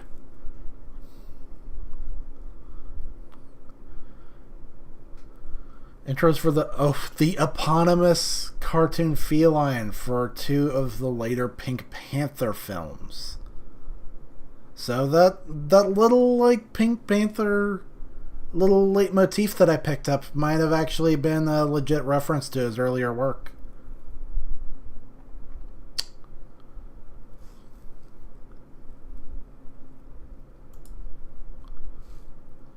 Let's see. Oh, no.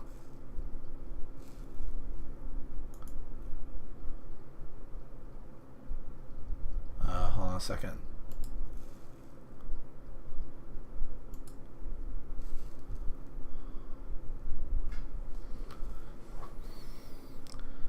There we go. And I have not cooked up a version of this scene that doesn't have the little copyright protector thingy on it. Career, blah blah blah. Who Framed Roger Rabbit, Pink Panther, Thief and the Cobbler. Begun in 1964 and was initially self-funded. Production went over deadline, no kidding. In 92, with only 15 minutes of footage left to complete, the Completion Bond Company, that ensured Warner's financing of the film, feared competition from the similarly themed Disney film Aladdin. Well, here's the funny thing. If you had waited until it was finished, maybe by the time it was finished, Aladdin would have been all old hat, and then people might not have been so quick to make comparisons. And of course, because you released it so close to the release of Aladdin, that just invited comparison even more. And because you totally rushed it out to theaters and ruined it with stupid celebrity voice acting and crappy animation, you know, those comparisons wound up not being too favorable.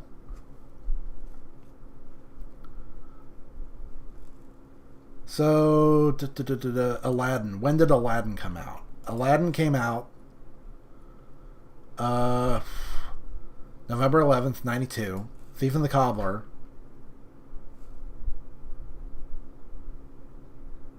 What? Oh my gosh, this is chaos. Oh wait, the Recobble Cut Mark IV. It was posted on YouTube in 2022, but it actually released back in 2013. So, okay, Richard Williams actually might have seen this. But it says here the original work print was released May 13th, 92. And then it was released as The Princess and the Cobbler in 93. And then Arabian Night in 90. What is this? Now I gotta look at the, oh my gosh. Release and further changes under Miramax. As the film was completed, distribution rights. That's the other thing. As I understand it, this film just kind of landed in the laps of Miramax. And so they weren't really too invested in how it turned out. To them, it was just a bonus, basically. North America rights bought by Miramax, subsidiary of Disney, which had already released Aladdin first, so they really didn't care about this movie.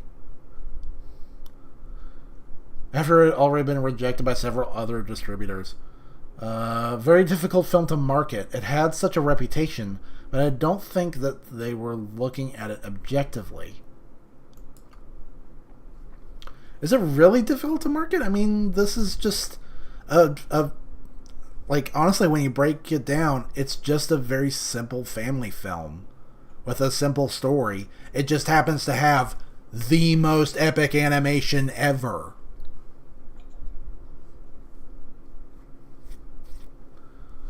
Originally playing release, the Prince of Cobbler version. Of course. Of course, Weinstein wanted to cut the film even further and release their version entitled Arabian Night. Thanks. Thanks a lot. Of course, the master of screwing people over.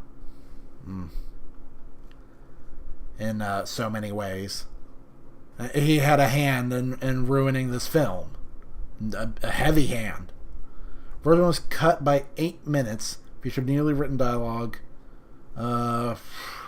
Addition of celebrity actors Matthew Broderick, Jennifer Beals, Toni Collette, Eric Bogosian, and Jonathan Winters. And added dialogue to various characters who didn't speak in either of the work prints. In either the work print or the Princess and the Cobbler, such as the thief and Fido, save for some squawks for the latter, originally voiced by Donald How are you going to record over Donald Pleasance? I mean, I know it's just Fido doing his little squawks and squeaks, but it's Donald freaking Pleasance. How do you do that? What a bizarre celebrity cameo. Donald Pleasance as Fido the Vulture. Added musical cues by Jack Maybe. Significantly enhanced and changed. Enhanced? You must be tripping. Enhanced. And changed by Miramax after Miramax stepped in and acquired the domestic distribution rights. He comments on record claiming that these altered versions were superior to Williams' version, indicated that Ebert had also lost confidence in Williams when the completion bond company sees the film. That's bull. Come on. Oh no. The big, like, huge points lost on the account of Jake Ebert's.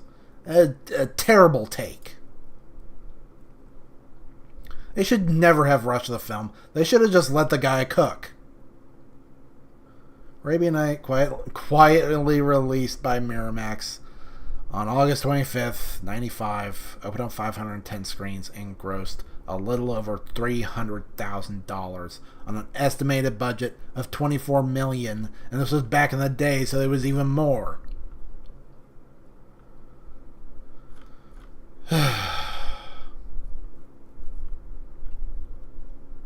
And I wonder if this comments on the recobble cut at all. Restoration attempts. There we go. Yeah, recobble cut. Academy preservation. And documentary Persistence of Vision, which I now really, really want to watch.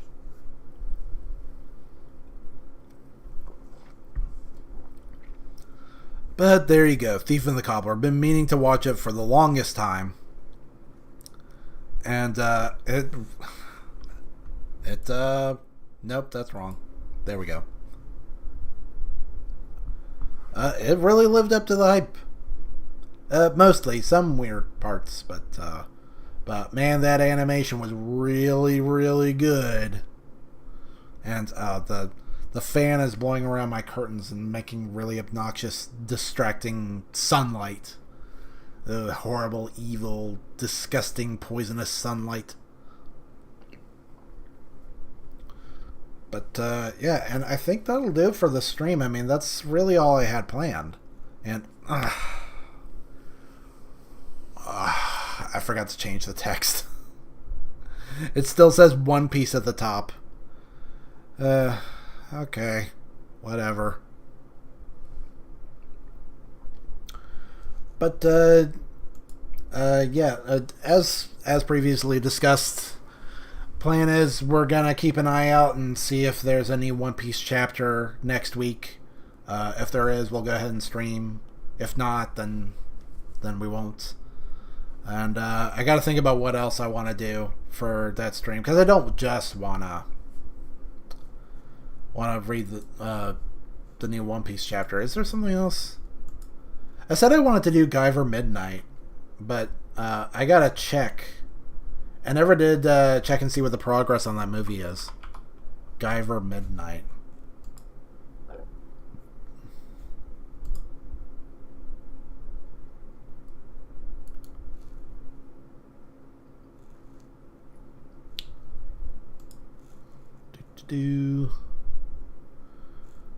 Trailer. It's 3 months old though, and there's been some delays. I'll have to look more into that. Maybe. Ooh, there's a link to his Instagram. Maybe that'll. That's not a good look, because this is world premiere October 31st, and obviously that has not happened. Maybe if I click on this and I look at the comments, maybe there's an update.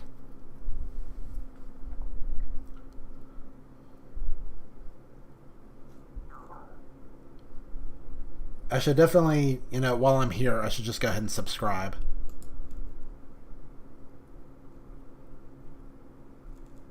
Where? Replies. Releasing November. That obviously didn't happen either.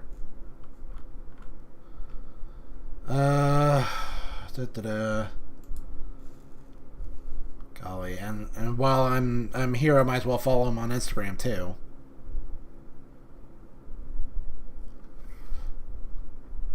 That's something I'm gonna have to look into more. Because I've said many times over the past couple of years that seems really ripe for a Guyver movie. I mean, what I have in mind is like a full-blown Hollywood production Guyver movie. Just as something to kind of breathe some fresh air into the superhero scene. But a high-production fan film, I'll take that too. I ain't gonna sneeze at that. The actors really look the part. I like the costumes that we're looking at. It's just, I gotta figure out when this movie's coming out. So I'll have to brainstorm what we're doing for next stream and just try and take some steps to update it. Ooh, hold on. Sorry, I got the Psycho Rangers over here, red and blue, and I almost knocked them over. I need to find a home for them instead of just having them chill out over here all the time. Whatever. I'll try and keep you guys posted. As always, if you want to stay in tune, just make sure to check out all my little socials down here. We're on Facebook, Twitter, Insta, we're supposed to be on Discord. I really need to post on there.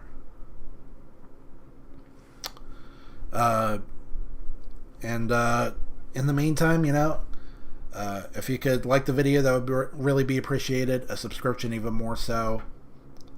And make sure to leave the comments telling me what you thought about The Thief and the Cobbler, or your opinion on the animation scene, or animated movies that you would really recommend. Or you can tell me about the newest One Piece chapter. We can talk about Shamrock, or you can tell me how much you love the fact that Gunko refuses to wear pants.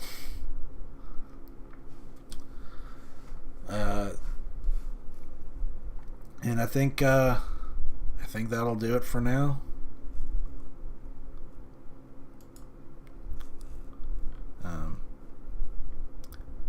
And of course, I gotta say, any support that you can offer the channel is really appreciated. All the likes and views and comments and subscriptions, I appreciate it all, and it all adds up to helping the channel grow and helping us move on to bigger and better things. And that'll do it for now, and Y'all have a good day. And, oh yeah, I like to end on this screen right here.